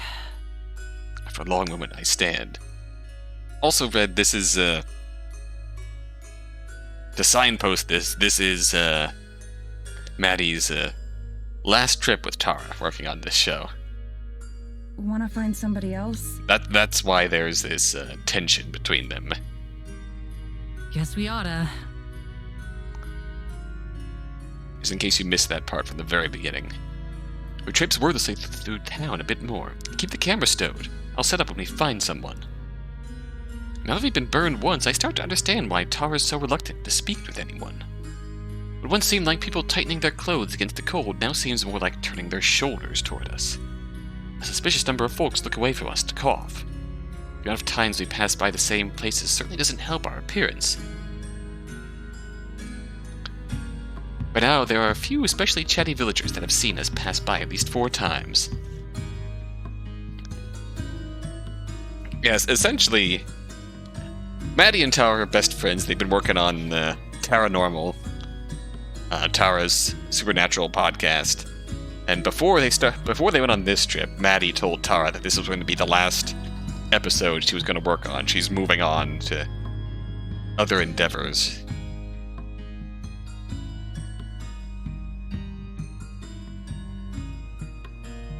It takes another 15 minutes of looping around town before we find another candidate. A pair of girls about our age are waiting outside a shop. Inside, a third girl is talking with the shopkeeper. People our age are going to be our best bet. One of the waiting girls sips from a small mug of what I assume is coffee. She sees us and nods her head in greeting. That's the nicest reception we've got so far. What about them? Worth a try. This time, I approach with Tara. Let her take the lead, but I follow close behind, forcing myself to smile in order to seem more approachable. Excuse me. Talking girl and the shopkeeper turn toward us at the same time. Their conversation snaps off immediately. Excuse me. Hey there. Hello. The girl next to her leans in to whisper something in her friend's ear, but doesn't talk to us. Hey, so my friend and I are here from out of town. Yes? We know. Really? They both giggled to themselves. We're filming a documentary sort of thing about Eysenfeld, and I was wondering if I could ask you some questions. Eisenfeld? Why here? What about it? Well, we're doing a video about any sort of rumors or local legends that you might have out here. Ghost stories or that kind of thing. That kind of thing. The 2 girls talk to each other in low voices that I can't pick up. The quieter girl is muttering something, and the girl with coffee is agreeing and nodding along. As one, they turn to face us again. I don't think there's anything like that out here. This isn't that kind of place. Really? Not a single one. When you were kids, your parents didn't tell you stories about things that lived in the forest? You've never been out late at night and seen something you can't explain? We're not allowed out late at night. Did you ever ask why? Right. There's a curfew. The girls go quiet, nodding to themselves. Sensing a dead end, Tara changes her tactics. Do either of you know a girl named Morgan? She's the mayor's daughter. The first girl, the one with the cup of coffee, grins at that and pulls at her companion's arm. The other girl swats her away, face turning pink. Oh, it's that reaction. I'm pretty sure everyone knows her. She smiles devilishly at her embarrassed friend. Some of us better than others. What does that mean? What's she like? Why is she so famous? She isn't that bad. She's just... She's trouble and you know it. Trouble? Staying out after hours, sneaking around town. She spends a lot of time out in the woods too. Sometimes overnight. What do you think she's doing out there? So no one knows the rebel. So, I should say, so we were brought here by the only rebel. If there's a particular conclusion we're supposed to have reached, it's lost on me. Still, it can't be coincidence that we're 2 for 2 now on people being weirded out by Morgan. 3 for 3 if I count myself. Do you think there's something out there? The 2 girls blink as if their reaction was planned. Something like what? Tara shrugs. No idea. Like I said, that's what we're researching. I don't think you'll find anything like that here. I'm sorry, but this isn't a very interesting place. Right. Right. I just want to live a quiet life out here in the woods. I stride away, leaving her behind. I head into a corner between 2 buildings, out of sight of the girls we spoke to. Tara catches up, and then leans against the wall next to me. That didn't go much better. Indeed. Really, you think? Yeah. Was it just a coincidence that these 2 other random people we met happened to have the same opinion of Morgan as the first? She didn't tell her mom, the mayor of the whole town, that we're going to be staying in a cabin that her mother probably owns. For a month. She rambles off stuff that makes any one of our videos look like an episode of Scooby-Doo, and then the next morning just dumps us off in the middle of the village. Okay, it is a lot. We haven't even been here for a day yet. We've seen our host for like an hour tops, and we were practically asleep for most of that. How am I supposed to have a good opinion of her so far? Tara voice. She's cute. Oh yeah, she's gotta work. Come on, Mads, have a little faith. What's the worst that can happen? The lead turns out to be nothing like the other 200 times before. Some girls gossip about us. An old bum tells us to get lost. 207. And the worst part is that the whole town hates us while we're stuck here after spending thousands of dollars to cross the world. Okay, we're definitely not in America. To live in a wood cabin with no phone service and barely any internet. For a month. You've got to see the problem here, Tara. Tara sighs and throws up her hands. Okay, so what? What is it that you want me to do? We're here and you hate it. I get it. So what's the solution? What is it you're hoping for here? Uh-oh. Things are falling apart. Like I said before, let's just deal with it. Make the best of it we can, and try to have some fun. That was the whole point of this thing. It was supposed to be fun. Mentions of Oktoberfest, trolls, and goblins. If you think that we're in Central Europe, probably too. I think you might be onto something there. She's trying to encourage me. She's doing a terrible job at it. Whatever. Let's just get this over with. And this time, don't mention Morgan. If nobody here likes her, then you're probably better off not bringing her up. See that she wants to say something. Probably argue, but then she deflates and nods. Okay, no Morgan. She goes quiet for a moment, staring off into the town. She takes a breath and sighs, visibly relaxing. She starts to lead the way, not looking back at me. I feel a sharp pang of guilt as I stare at her back. I did promise to try, and here I am again, making everything worse. Tara. She stops in place. Sorry. Again. Really. She smiles a bit sadly, but shrugs. I get it, Mads. We're cool. Let's go. There's a lot more Taranormal in our future. Tara and Maddie exchange a small smile before continuing their march on. Eysenfeld seems to have been built so that no matter what, you were always walking uphill. Make our way up yet another place. We make our way up yet another one, past a low, crumbling wall and a few more houses. That's where the boomer myth originated. We all walked to school uphill both ways. As we made our way up the street, a bitter old-looking old woman with a broom stops what she's doing and eyes us. Yeah. We've walked this part of the road several times now, but she wasn't here before. Hey, you! Who are you? You aren't from around here? No, we're not. The last part is definitely a statement, not a question. Tara slows down just a bit to mutter beside me. Looks like we found number 3. Oh dear. This could not... I don't foresee this going well whatsoever. Tara immediately puts on a friendlier face as we approach. Good morning, ma'am. You're right. I'm Tara, and this is Maddie. We're here doing a research documentary on Eysenfeld. Would you mind if we asked you a couple questions? Yes, I would mind. Go away. About? Some of the local legends and rumors from around here.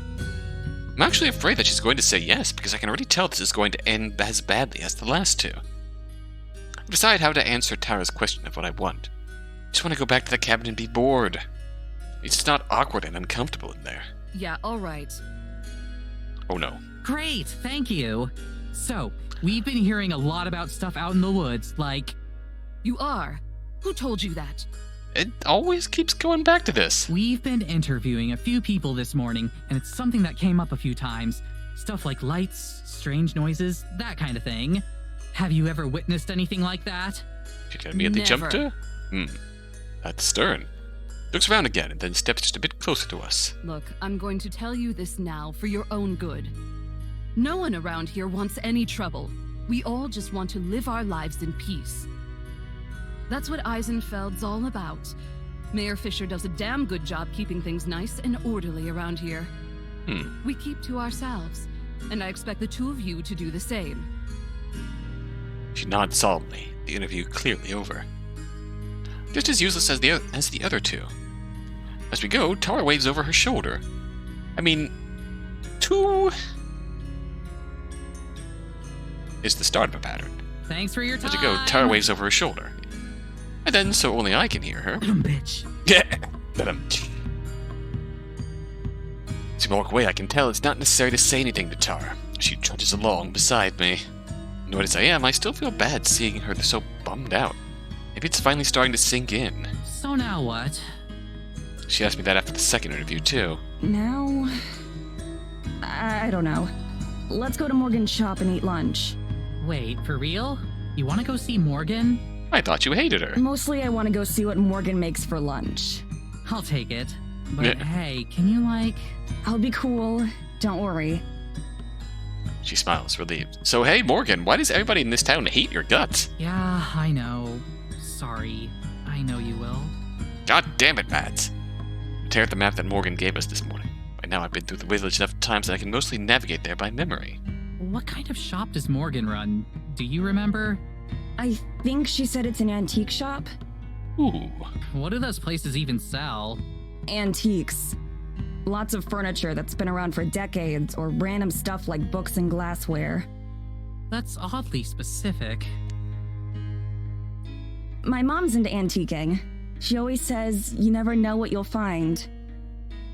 Oh shit, Manji, 10 months. Holy crap, my dude. Here for Dawn and women, yes. Also, hey yo. How's it going, Manji? We are here interviewing the local residents of Eysenfeld. Somewhere in, Europe, we are presuming. And it is not going well so far. It's not going well in the slightest, and we're here, so it's going pretty well. Good. You are having a better day than Mads and Tara We here. should do an antique episode of Taranormal someday. We can have your mom on as a guest star. Yeah. I'm sure she'd love that. Someone dead already? No, no one's dead already, but we are dead tired, and everyone here is looking at us real suspiciously. Do you think Morgan sells anything really out there? Like a possessed baby doll? Or a cursed sword?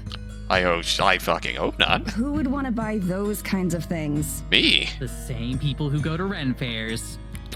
She got me. I can't help but laugh. Tara grins, enjoying the feedback. Come on, Mads. Every good horror story starts out with buying something fishy from the local antique store. Maybe she has a special section for items with an ancient prophecy about them. We're specifically trying to avoid the horror story scenarios, remember? Yeah. Oh, right. Yeah, I guess that would suck to live through.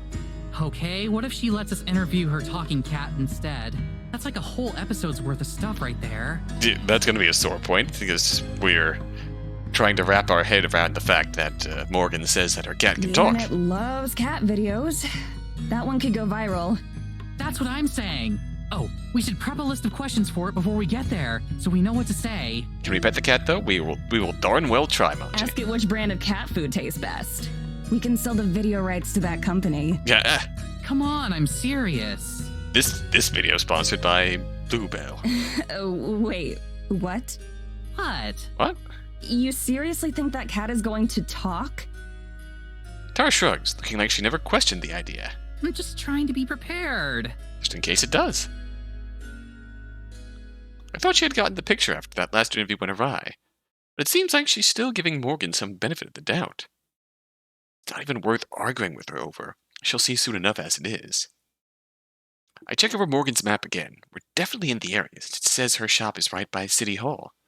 The problem is, while her map shows how to get to the general area of her shop, it doesn't say which building it is, and there are several buildings that could fit. Do you think this is the place? It has to be. Tara's stomach growls loudly, and her voice has more like a plea than an affirmation. Go check. What? Check what? Like, go check if it's her place or not. Mads, go knock. Absolutely not. I'm not going to just potentially walk into someone's home. No, you knock on the front door, Mads. What's the big deal? If it's not her place, we can just ask for directions. No way. Trespassing is your thing, not mine. Called it. We go back and forth like this for a while. Right before we finally decide to settle it with a rock, paper, scissors, Morgan herself pokes her head out the door. Hey, you two. I'm in here. Hi, Morgan. The first time since she met us at the station, I'm genuinely relieved to see Morgan. Morgan holds the door open, a book under her arm and a cup of coffee in her free hand. Tara turns to me and talks in a quiet voice. Ready to uncover some ancient treasures? Lead on, Indiana. She doesn't need telling twice. Tara practically dashes the rest of the way inside, nearly bumping into Morgan as she goes. So this is Morgan. Morgan Fisher invited us to Eysenfeld. And Morgan Fisher is the source of these rumors that she's given us about mysterious lights in the forest, localized freak winter storms, and a ancient giant tree spirit out in the forest. But when we were interviewing the locals here, when we immediately asked about any sort of strange happenings going on in Eysenfeld, they immediately jumped to, "Oh, Morgan told you, didn't she? That girl is trouble. Don't believe a word she says." So, the town of Eysenfeld is not too fond of Morgan. And that has not given Mads the best impression of Morgan. I nod stiffly at her as I enter more slowly. Tara, on the other hand, is very interested in Morgan. Because Morgan is cute. The door slams shut behind us. Morgan flips the sign on the door to close, although it's nearly invisible from the outside. Her shop looks just about how I'd expected. Piles of junk are strewn across chipped shelves. Many items aren't displayed so much as they appear to have been tossed and then forgotten. Yeah, that's pretty much your average antique shop. A thick layer of dust covers everything. Tara's already bobbing around the store, examining some worryingly fragile ceramics. Morgan passes by her and back to the front counter where she sets down the book she was carrying. Its title catches my eye, a complete collection of classic fairy tales. The book looks extremely old. I wonder if it's an item for sale here.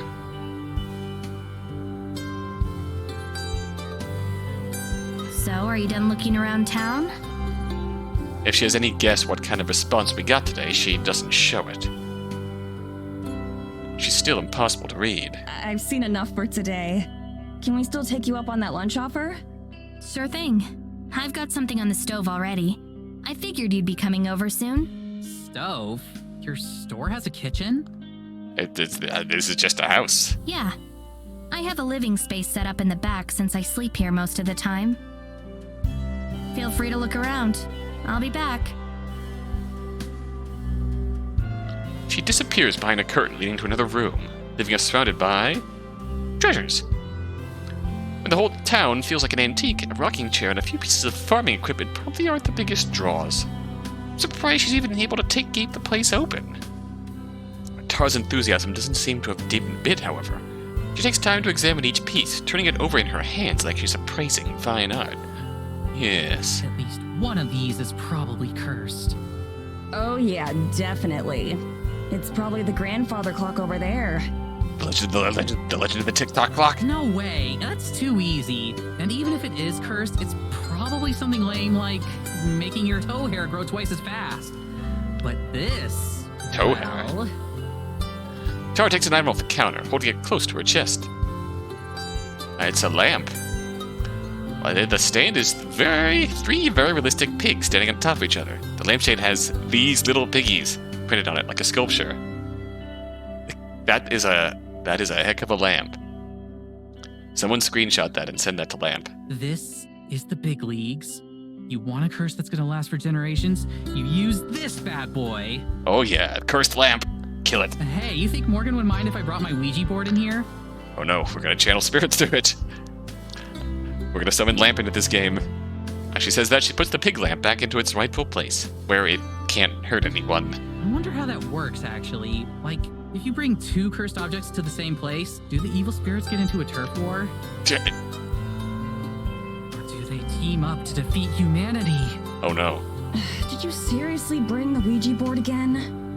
Of course. The Ouija board has been on every single trip with us. Besides, it fits in my suitcase. Aw. Pick up a small ornament from a shelf nearby. It's a snake made out of crystal. Oh, there's no price tag attached, if you have to ask. If you have to ask, you can't afford it. That's how that saying goes, I believe. Morgan pulls back the curtain as she went through. Okay, food's ready. Sweet. Ouija board, yes. She comes out carrying an enormous tray that's probably also an item for sale here.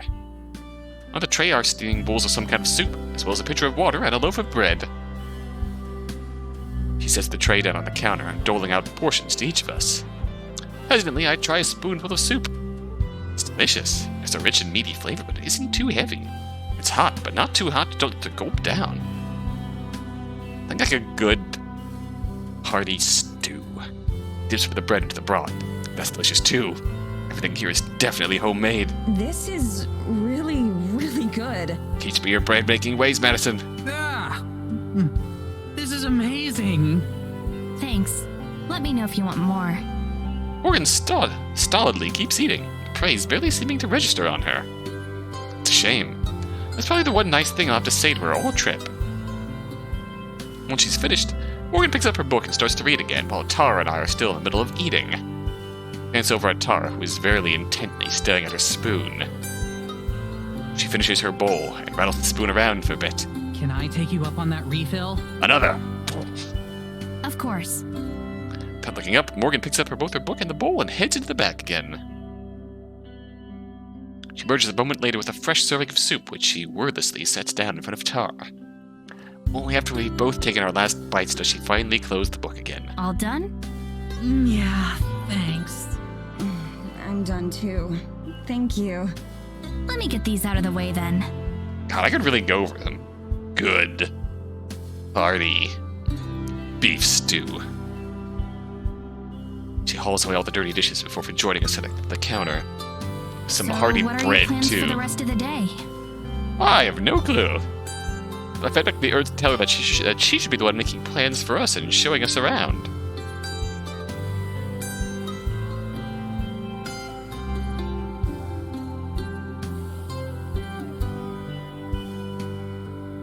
At least this way I can move back to the cabin sooner. We're still figuring that out. We hadn't got to see you much, so we decided to come over. Oh, right. I'm sorry about that. I'll take a couple days off starting tomorrow. You sure? We don't want you to miss out on any business or anything. What sort of business you get here, There aren't honestly? that many customers who come through. You're the first ones all week, and you don't even count. I'm not sure I'm supposed to react to that, so I don't say anything. That's too bad. You've got a lot of cool stuff. I was looking around some while you cooked. Like, this is the sort of place where you'd have to thoroughly advertise in order to get any sort of repeat business, because it's so isolated out here. I wouldn't get too excited. I just make up interesting stories for the items so they sound more entertaining. It helps pass the time. Right. Morgan says it so casually that there's no way she knows just how relieved I am to hear that. It lines up neatly with what I already suspected, that everything Morgan included in her email is even more made up than usual. That this is all a colossal waste of time. Most likely she's a fan of the show, wanted to trick us into coming out here, and we fell for it. Hook, line, and sinker. If Tara has realized any of this, she of course doesn't say anything. But judging by the way her enthusiasm vanished, it seems like she's starting to get it. Again. Filling with some silver knickknacks, she looks up from the counter to Morgan. So, can we see the talking cat? As soon as Tara asks, I can see Morgan's eyes light up with interest. Her hand slides away from the book she's about to open. Oh no. Of course. I'm sure she'd be happy to finally meet you. I'm expecting her to be extremely shy and not openly talking. Her voice wavers just the smallest bit, with what sounds like excitement. It's the first shred of emotion I've detected from her since stepping off the train. I'll go get her. Just give me 1 minute. Morgan exits once more, but this time through an actual door instead of a curtain. We probably could have gotten out of here without seeing the cat, you know. But I want to see the cat. Even if the cat can't talk, it's probably still a cute cat. Why would I want to do that? This is the pizza resistance. Piece de resistance. She doesn't even try to pronounce it right. Are you serious? Still? You know it's not going to actually talk, right? Can't fathom how there's even a trace of belief rattling around in Tara's skull. Did you see her face? She's definitely not joking. Unless she's just really bad at telling jokes. I'm sure Maddie's head is going in a much different direction as far as why Morgan thinks her cat can talk. That would be the most normal thing about her so far. She just told you flat out that she makes up stories and tries to get other people to believe her. How can you not see that we're getting scammed too? Come on, Mads. Try to have at least a little bit of faith. Door opens once more, and out strides Morgan. There's also the soft sound of little kitty feet on the hard wooden floor. Oh, Morgan's supposed talking cat emerges. She's a fluffy white cat with bright blue eyes. She's a pretty cat. Talking or not, the cat staring up at me is undeniably beautiful. Its white fur seemingly glistens like the snow, and its eyes are a piercing azure blue. Elizabeth III! Tara leaps from her seat and crashes to her knees. The cat doesn't flinch at all, despite the commotion. Oh my god, I love her! I love her so much! Admit it, Tara, you just wanted to see a cute cat. She looks up at Morgan, eyes as white as dinner plates and fingers wriggling. Can I pet her? Please tell me I can pet her. Jailadora, can she pet you? The cat doesn't say anything, of course. It does rub against Tara's waiting hand, though. I was going to let out some sort of mix between a coo and a sob. You can tell Tara just got her money's worth out of the trip.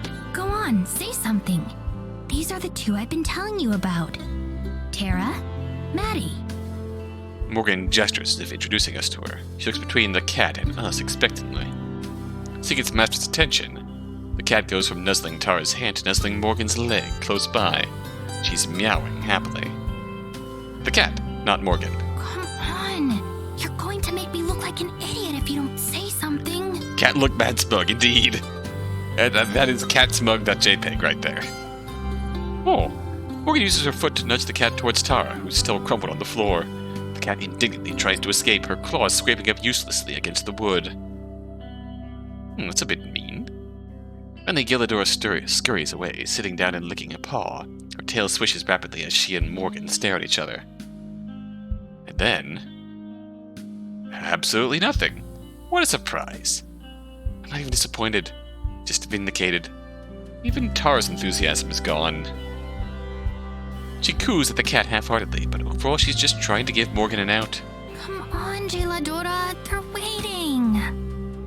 It's like watching a car wreck. I can't look away. Morgan sticks to her act, scowling at the whole holy, mundane cat. Doesn't seem to faze Gilladora. Who simply yawns and settles down on the floor, just out of Tara's arm's reach. Whatever previous excitement she had, just about evaporated, is instead replaced with some kind of mixed frustration. That's when I started to realize a horrifying truth. Finally looks away from us, twisting her fingers together and gritting her teeth. It seems like she's decided on what to say. She turns back to us. I'm sorry. I don't know why she's being so stubborn. Oh, well, you know how cats are. Tara is trying. Tara is trying her hardest to hold on to something here, and it's just fading away. Tara manages an extremely fake laugh as she gets up and steps closer to me. Tara was right about one thing, but after all, Morgan wasn't lying to us, but now Tara's realizing where she was wrong. Morgan is also crazy. Doesn't seem like she's acting. It seems like Morgan's genuinely shocked that her cat didn't greet us by name. She talks to me all the time. I told her you two were trustworthy. That should be enough. It's fine. I'm sure she's just shy. Don't worry about it. Or she can smell our doubt and she turns up her nose up at us. She's just sitting there, thinking to herself, I thumb my nose at you, commoners. Yeah, she just met us. We've got plenty of time for her to warm up to us, right? Oh, yeah, exactly. We should probably just give her some space for now and try again later. Maybe in a few days. Yeah. This is gonna be the hardest month of my life.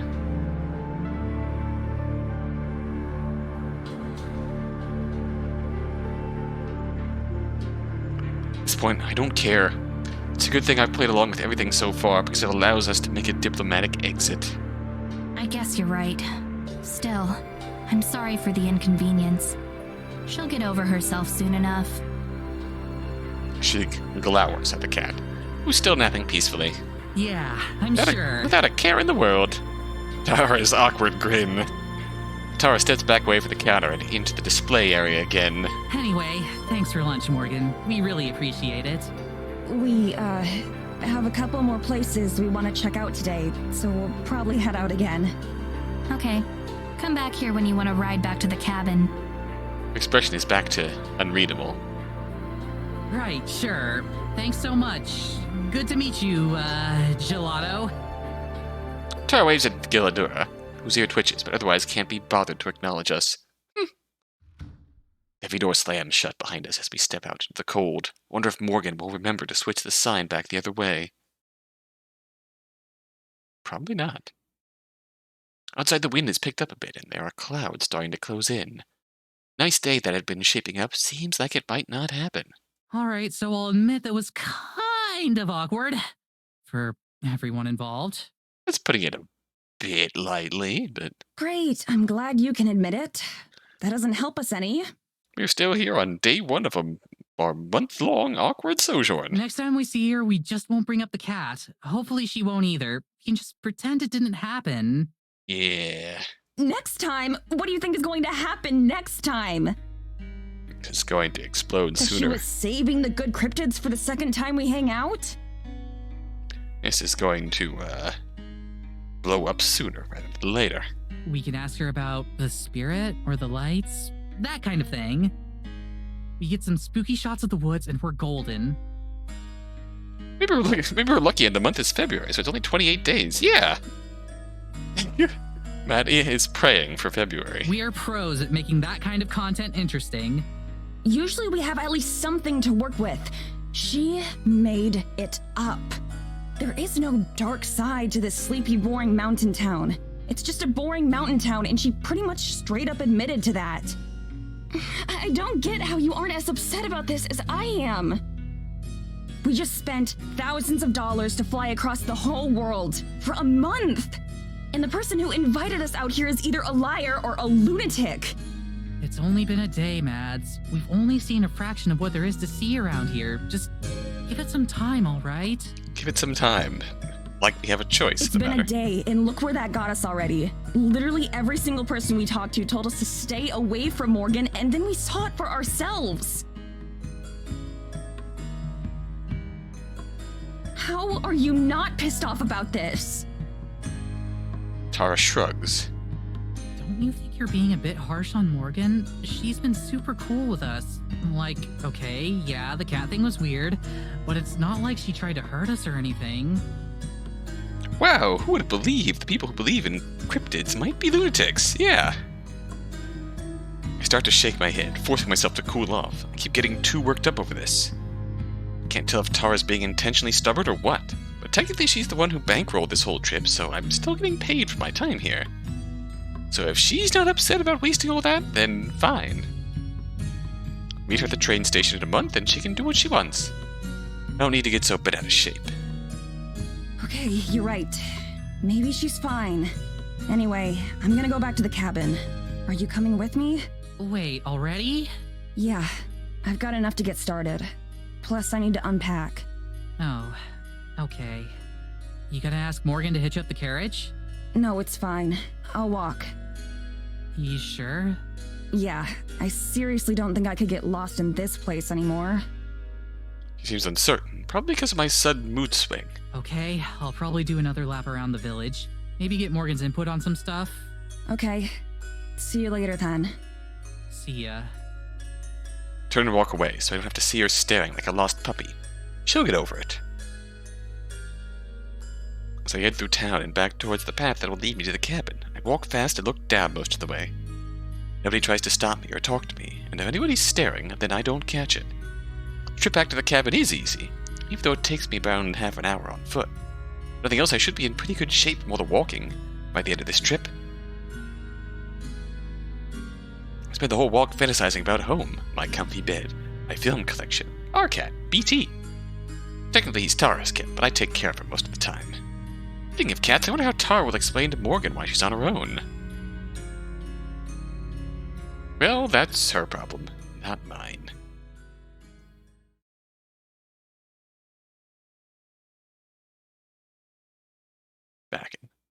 Alone. The cabin is oppressively silent. I turn on the heater, partially just for the white noise. Soon, its rumbling fills the air. I grab an apple from the small bowl of provided food and then head into my bedroom, setting up my laptop in bed next to me. I usually try to watch a film a day, but that's difficult when I'm traveling. Now's the perfect time to catch up, though. Open up my library and start scrolling through, looking for something I haven't seen before. Ideally a comedy, or at least something with a happy ending. I've just gotten through the L's when there's a knock on the front door. Nearly dropped my apple. Who would be knocking? Tara and Morgan both have their own keys. Knocking comes again just seconds later. Whoever's out there is super impatient. My heart thumps in my chest. What if we're being cased for a robbery or something? I hide my laptop under the blankets as I hurry to the living room. There's a third knock. Right as I reach the door, and I peek outside to see a shock of orange hair. It isn't Morgan, but instead her mother. I open the door right as she prepares for her fourth knock. Just how fast does she think I can walk? Good afternoon. Good afternoon. Ah, Madison, wasn't it? That's right. I'm coming in. yeah, all right then, ma'am. She pushes past me, not even giving me the time to fully realize it wasn't a question. Well, I guess she does technically own the place.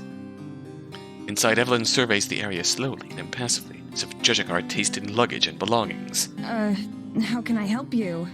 I wanted to make good on our promise from last night to talk. Please, have a seat. That smile is, She moves some of the stuff on the couch, gesturing for me to sit. I obey, too taken aback to do anything else. How has your first day in Eysenfeld been?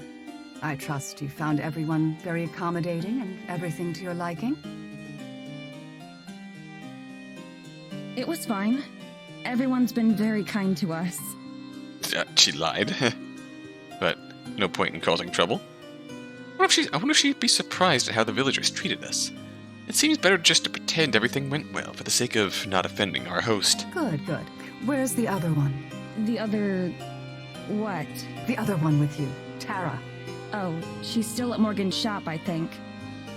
Evelyn raises an eyebrow, though her eyes betray no curiosity. It looks like a purely symbolic motion. Is she now? I assume then that you found something not to your liking there. Her gaze is piercing, and I absent-mindedly tug at my scarf. Can't get a read on her, neither her intentions nor her feelings. It was fine. I just wanted to come back early so I could take a nap and get started editing the footage we took. I hope my lie is convincing. I don't want to tell her that I think her daughter's crazy. She doesn't seem to question it. I see. Perhaps she agrees. They certainly don't get along, so it's highly possible that she agrees. Did she show you that awful cat? Awful cat? Je l'adore. Yes, so she did. I hate that creature. Oh, always underfoot, getting in the way. She hates cats, she's bad news. I just sit quietly, not sure how to respond. Anyway, Madison, please tell me about yourself. I didn't have much forewarning about your arrival, so I'm rather in the dark. Her tone is suddenly friendly, but not warm. She smiles, but it doesn't seem to fit her mouth. Her lips seem to stretch a bit too wide. I'm probably just imagining it. As concisely as I can, I tell her about Taranormal and the kinds of things we investigate. Throughout it all, she doesn't express any opinion one way or another. Just nods occasionally. And what brought you to Eysenfeld? I hesitate. How much has Morgan told her? Anything. Morgan told us that there are a lot of ghost stories and legends around here. Lights in the forest at night and whatnot. Oops, sorry. Evelyn's... Morgan told us that there are a lot of ghost stories and legends around here. Lights in the forest at night and whatnot. Tara really liked the sound of a vacation out here. Evelyn sighs deeply. It's jarringly melodramatic after her total apathy during my explanation. That daughter of mine. Always lying and making up ridiculous tales. It's been the same her entire life. Hysterically dragging people into her fantasies. That's something I've never been able to knock out of her. She shakes her head sadly, standing up from her chair she'd been occupying. I'm sorry to say that Well, you're simply the most recent victims of her lies. It's a pity, but you won't be finding anything like that out here. Besides, it's dangerous to go into the forest, especially at night. And we wouldn't want anything to happen to you after all. Why is it dangerous? After all, that's why we have the rules that we do, for the safety of everyone. I hope you'll enjoy the rest of your time here in Eysenfeld, though, as disappointing as it might be. That feels like a question worth asking. Why is it dangerous in the woods? What is out there in the woods that's, yeah. Man, what is with your sharp one tooth?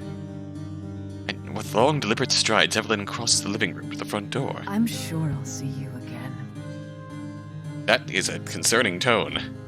She doesn't wait for me to respond. She just leaves. It's the door slamming shut behind her. I sit in silence for a while, unsure what to make of it all. So Morgan's own mom thinks she's as ridiculous as I had suspected the whole time. That's pretty damning. Though I doubt it will change Tara's mind about anything, I'll have to let her know when she comes home. I stand up and head for my bedroom, passing by the chair that Evelyn had been sitting in. As I go, for a moment, I swear that I feel a breeze, frigid and cold. The moment the thought crosses my mind, the sensation is gone, like it was never there. Shivering, I return to my warm bed and laptop, and to a long overdue break.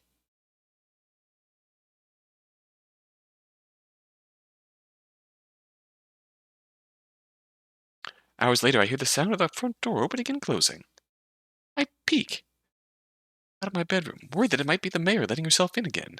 It's just Tara, though. Alone. It's been a few hours since we parted ways, and I'm not as annoyed with her anymore. So even though I'm kind of tempted to just put in my headphones and ignore her, I get up and head into the living room. She stands at the sink, flipping through a notebook. I knock on the edge of my doorframe as I enter, that she can hear me coming. Hey. Hey. But rather than looking at me, she keeps reading her notebook.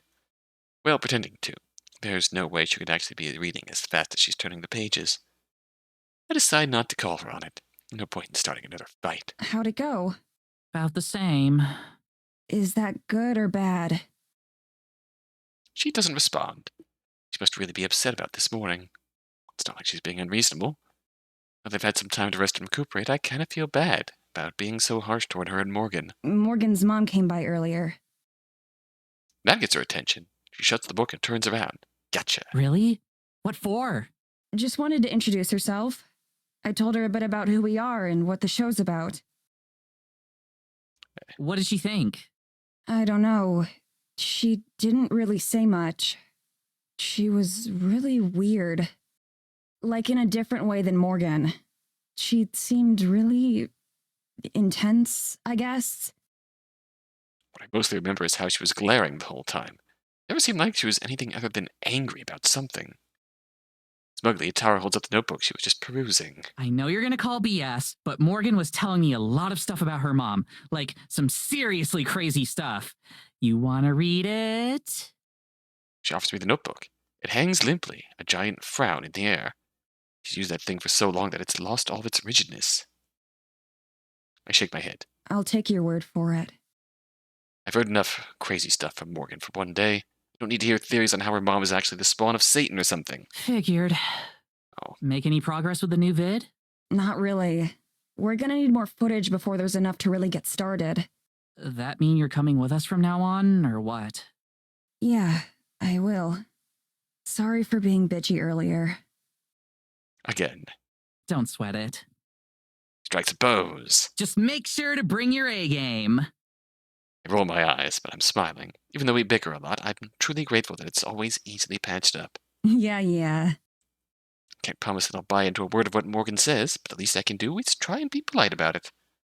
Tension resolved, Tara yawns and flaps her notebook at me again. All right, well, I'm gonna hit the hay soon. What about you? I'll probably watch a film first. I'm not that tired yet. How many times can you watch 2001 without getting sick of it? 2001 times. I don't know, but I intend to find out. Tara and I go back to our bedrooms. As I go, I feel a bit better about everything. Because I'm quitting the show doesn't mean I want to lose Tara as my best friend. We've been friends for over a decade, so of course we've had our disagreements and arguments. I think the longest we've ever gone without talking was a month. Still, over the last few days, it's felt like we've been coming dangerously close to saying something that goes too far. Either one of us. Thinking back on today, I can't really pretend that I'm not the one who was mostly at fault. Even when I'm aware that I'm losing my cool, sometimes it feels like it's hard to stop. Tara totally has it coming, though, at least some of the time. Now on, I will be better. I won't let myself be as obnoxious as I was today, for everyone's sake. I climb into bed and set up my laptop, getting comfy. In the dark with my headphones in, it doesn't take too long to immerse myself in the familiar feeling of a film I love. That's what I appreciate about movies. No matter the circumstance, they can help you escape. Eyes are getting heavy, and I pull the blankets up to my chin. The computer is balanced in just the right spot to not fall off the bed. All things considered, it's a cozier setup than I could have hoped for from a cabin out here. Sure, the Wi-Fi is bad, but it gives me an excuse to catch up on my backlog. Everything's perfect to fall asleep. What? The sound of something knocking on my window makes me leap up. Not again. It's past midnight. There shouldn't be anyone here. Maybe it's a bird, or a squirrel or something. Where I'm lying, I'm not able to see. Should I yell for Tara? No, not until I know what it is. If it's just some wildlife, as is probably the case, she'll never let me live it down. Still, my heart pounds as I slam my laptop shut, killing the only source of light. Without it, the room is pitch black. Dark enough that I can't see what's at the window, but hopefully it can't see me either. If this turns out to be just a lost rodent or something, I'm going to feel real stupid. Stalk over to the window, prepared to cut and run if I need to. Slowly, I raise myself up to eye level. Hey. Again? Morgan? Stop jump-scaring me, Morgan. Morgan is pressed against the window pane, looking into my room with one hand resting against the glass. You have a minute? God damn it. Tension drains out of me, replaced immediately with exhaustion. I should have known. You couldn't knock? You can't keep beating like this. Exactly, Fred. What the heck? Rub my temples and sigh. She's technically correct. The worst kind of correct. Okay, I guess I have a minute. But if you're going to come in and talk, please use the door. Of course. I'm not going to climb through the window. I'll be shocked.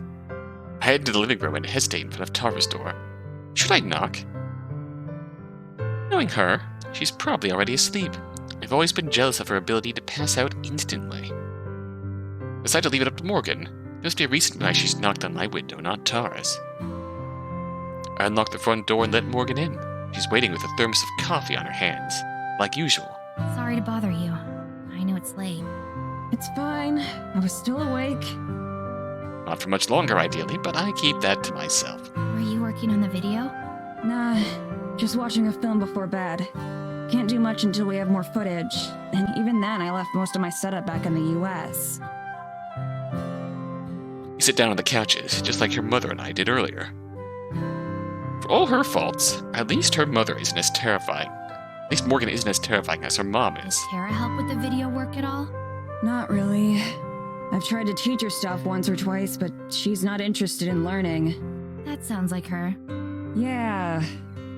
A little put off by Morgan already feeling like she knows Tara and what she's like. I guess that's the result of watching someone online for so long. Parasocial relationships be damned. Start to think you know what they're like, even though you only ever see one side of them. We get it a lot, so I'm kinda used to it. Sometimes it can become a bigger problem, though. People think that they're entitled to us acting a certain way because they've seen it online. Fortunately, Morgan hasn't been that way at all. Yet.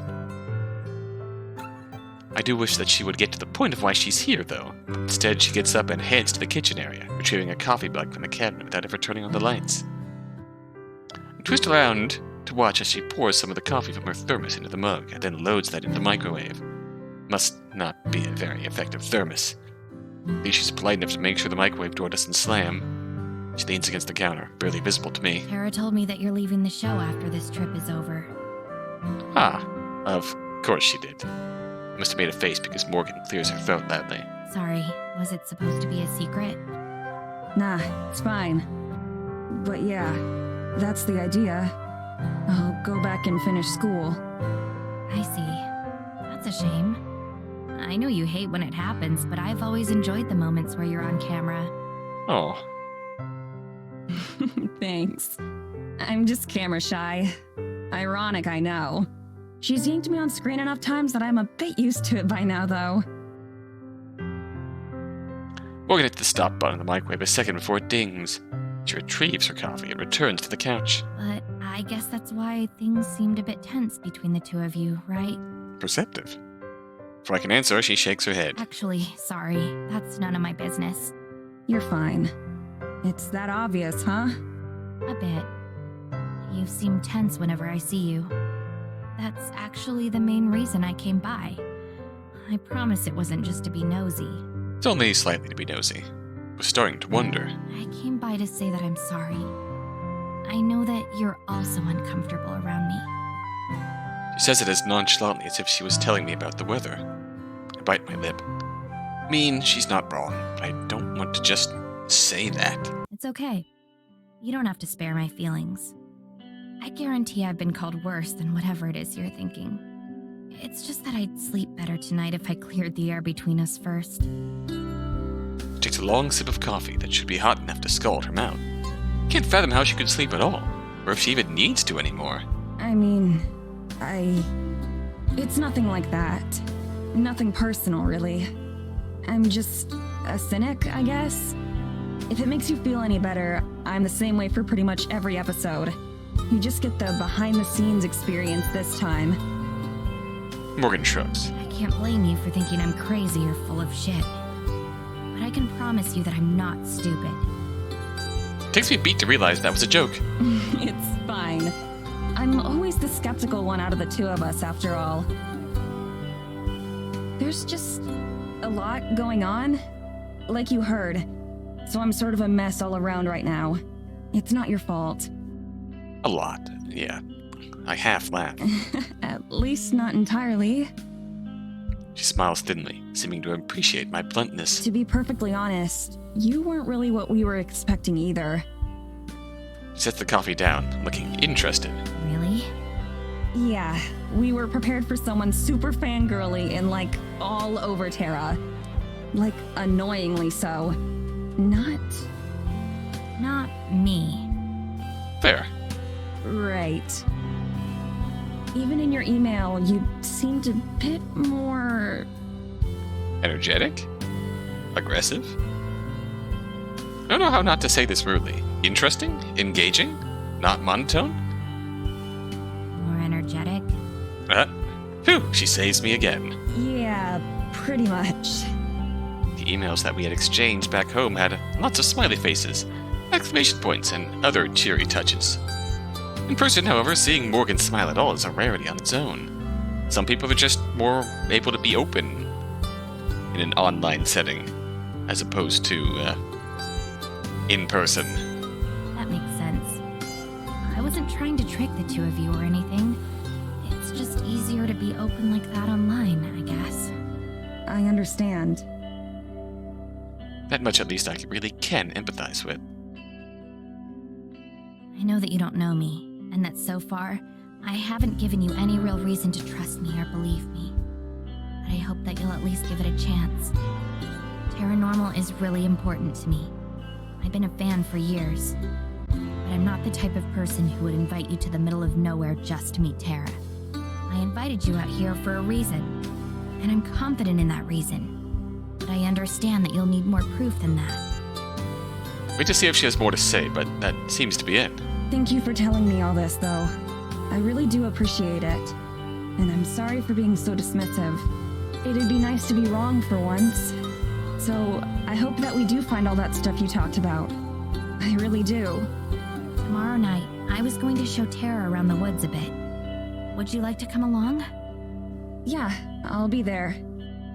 I don't especially like the idea of wandering the forest at night, but I can't exactly say no after I just promised to be more agreeable. She nods and takes a careful swig of her coffee, then she stands. Cool. Anyway, that's all I had to say. I'll get out of your hair now so you can get some rest. She heads for the door and throws it open without waiting for a response. The temperature plummets right away, and she turns back. Thank you for listening. I appreciate it too. But just so you know, I'll prove you wrong. Oh. She closes the door and disappears into the night. Well, we have that going for us.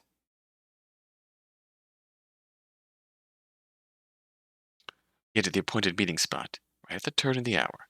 Even during the day, the forest felt hostile and foreign. But now at night, it's downright scary. Each rattle of a branch is a demon's footsteps. Every gust of the wind is a monster's breath. I stand closer to Tara, treading on the backs of her feet several times. I think this is supposed to be the place. Look around the area. It's indistinguishable from the rest of the woods. The only comfort is the tiny pinprick of light that represents our cabin, back at the forest's edge. A feeling of dread creeps its way up my spine. What if this is a trap or a setup? Maybe Morgan has just lured us out here in the middle of nowhere and is waiting out of sight with a knife in hand or something. Consider we just traveled thousands of kilometers to get here. If this was a trick, we fell for it hard. Maybe we're early. I know that we're not. Tara sweeps the flashlight around, illuminating a few identical trees before the light's beam peters off into oblivion. Maybe we should just go back. The light passes over Morgan, suddenly a meter away from us. Jump scared! Tara jolts backwards, crashing into me. The flashlight plummets to the ground, bouncing once before stopping. Keep my balance barely, and catch Tara's arm to stop her from falling. Are you okay? Short term? Yeah, but I think I just lost 10 years. Yeah, understandable. What about you, Mads? I'm fine. What Totally on fine. earth were you doing? Totally fine. Me? I was waiting for you. Ah, you're right. Where? Didn't you hear us? Just over there. Sorry, I had headphones in and missed you. Ah, You were just standing in the dark? In a forest? Wearing headphones? that seems like a terrible idea. Yes? Why? At a loss for words, I can only shrug. Does hanging out alone in the dark, in the middle of nowhere, not register as weird for Morgan? You just spooked us is all, no worries. Yeah, okay, fair. Yeah, nothing to get worked up about. She stoops down and retrieves the flashlight from the snow, drawing it on her sleeve. She brushes off the snow the same way she brushes off Morgan's actions. Anyway, it's all good. What now? Morgan turns and faces the trees, shining her flashlight across them. I thought we could walk around a little. It might help you to get a better feel for the area. Behind Morgan's back, Tara and I exchange a look of concern. Tara gives me the slightest of shrugs. I'm still reluctant, but I nod. If Morgan's planning to kill us, it's not like it'll make a difference whether she does it here in the forest. I'm pretty sure she's not a murderer anyway. Sure, lead on. Morgan sets off without another word, and we follow just a couple paces back. Are we going somewhere in particular? Good question. Not really. I doubt you want to go too far this late at night, right? Right. That's fine. We'll stick to the edge then. The edge. As we walk, Morgan keeps her flashlight pointed straight ahead in the direction that we're going. Tara, on the other hand, swings hers about, looking up at trees and out into the abyss. She and I only brought one flashlight with us. The spare is sitting in one of our suitcases back at the cabin. I regret leaving it behind, just on the off chance that we somehow get separated. So, did you learn anything useful today? Not really. We went around town some, but But most people didn't really want to talk. At best. yeah. How'd you know? You're probably used to it. That's how it is around here. People are mistrustful. Well, good night. Sleep well, Red. And probably time to sign off as well. I was kinda surprised by that. Figured with how out of the way it is here that we might have been, I don't know. Treated like celebrities? Yeah, it's either complete celebrity or complete stranger. Hey now, don't project. Yeah. Put something like that. It's more like they isolate themselves by choice. We have internet and TV. It's just that lots of people choose not to use them. I'm guessing they probably had some not so nice things to say about me too, right? You're not wrong. Neither Tara and I nor I respond. Our silence lasts a beat too long. It's okay. I'm used to it. You don't have to pretend or anything.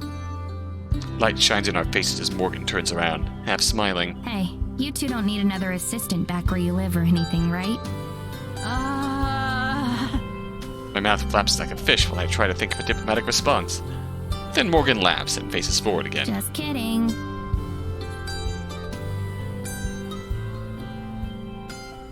We trek on in awkward silence, not even sure what we're supposed to be doing or looking for.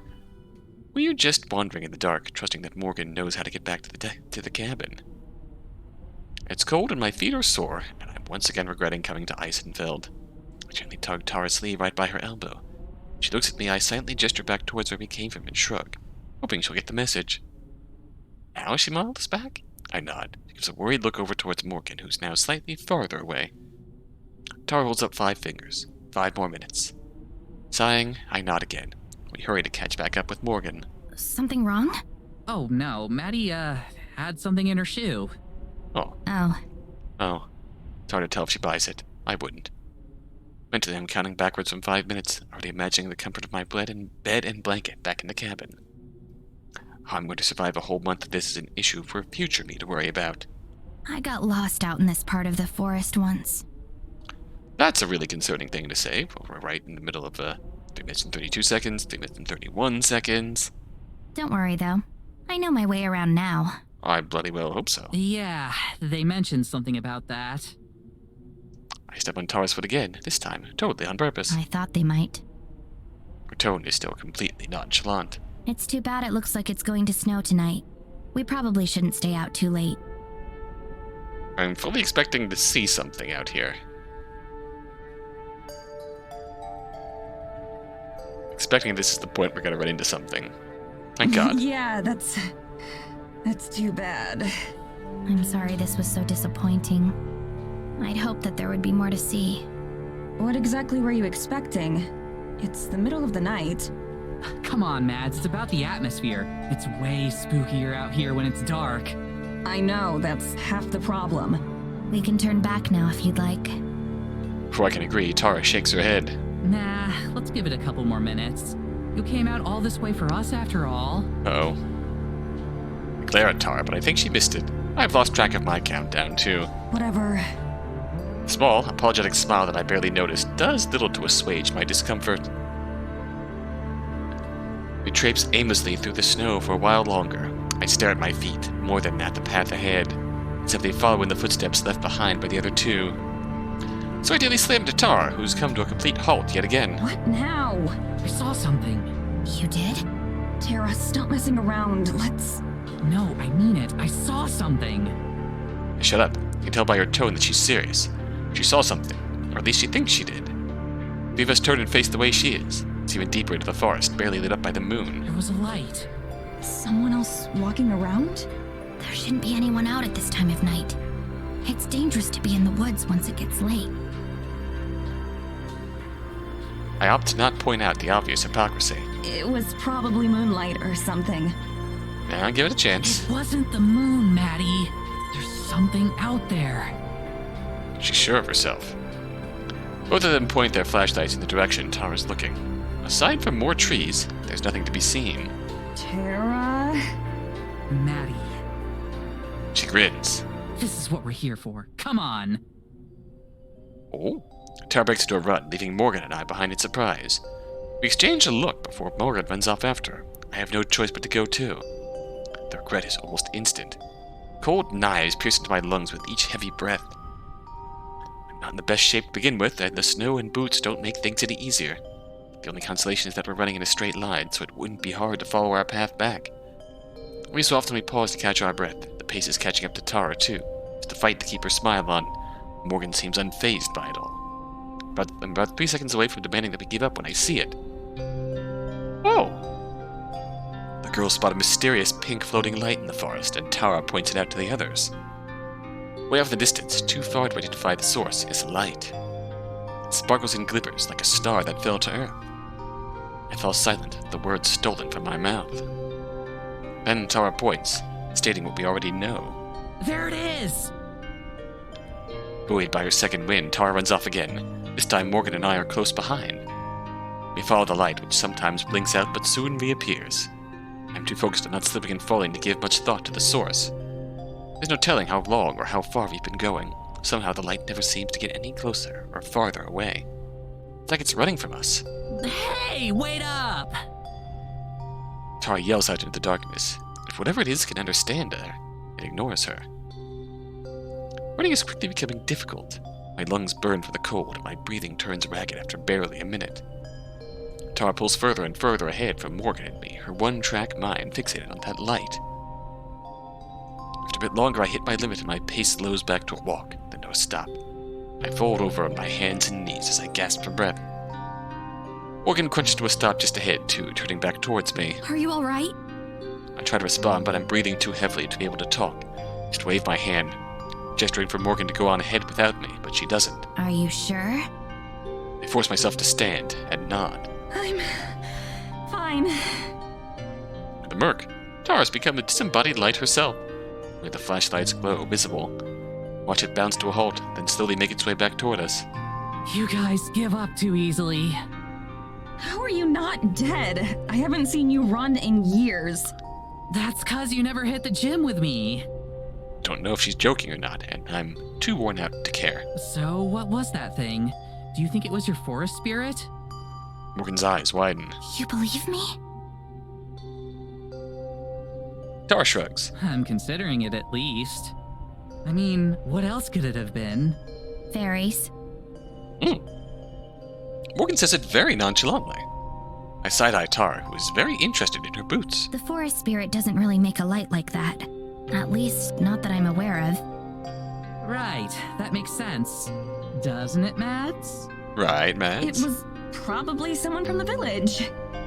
As I say it, I know how unlikely that is. The way the light seemed to always maintain a precise distance was unnatural. I feel the seeds of doubt being sown in my heart. But it was definitely strange. Tara looks at me with more pride than a rainbow flag. Hell yeah. Hey, holy shit! That's practically canon in Maddie terms. I roll my eyes, but it's partially just for show. I'm curious at the very least. I wouldn't call myself a believer, much as Tara wishes.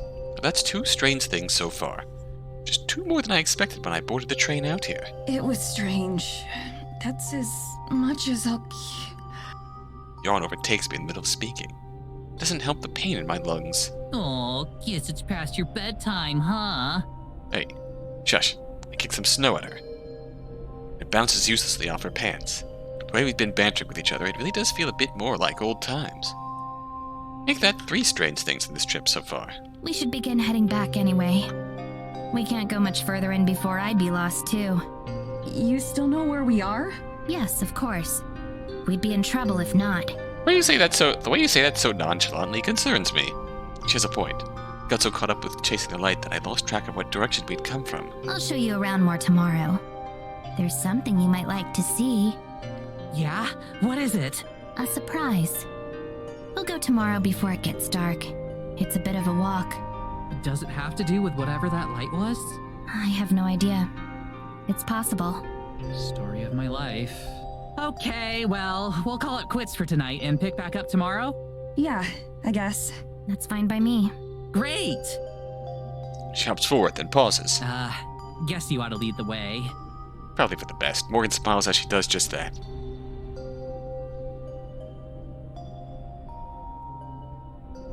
Takes us only 15 minutes or so to reach the cabin. We must have added a lot of time to our trip with all the wandering we did. Morgan bids us farewell at the door, but I barely return before stumbling inside. I'm halfway out of my boots by the time Tara's inside. Guess you're not staying up late then. I'm out like a light the second I hit the bed. Tara grins, just briefly. Right. Hand is on the doorknob when Tara clears her throat. Hey, thanks for, chasing after that thing. I appreciate you playing along. My hand lingers on the door, poised to turn. Yeah, of course. Let's see what we find tomorrow. It's kinda sad. Right. Yeah. Right. Good night. With Tara seems entirely tapped out on this too. Quickly step in and then shut my bedroom door before Tara can say anything else. I switch off the lights and crawl into bed. I remember the end of the train ride here. Felt the same just now, standing there, not knowing what to say. It would be so easy. I banish those thoughts from my mind and watch my eyes shut. There'll be time to worry about it tomorrow. I have time to think. We have a month. I slowly drift off to sleep. The exhaustion that I feel winning out over the stress. The last thoughts I have are dancing lights in the snow.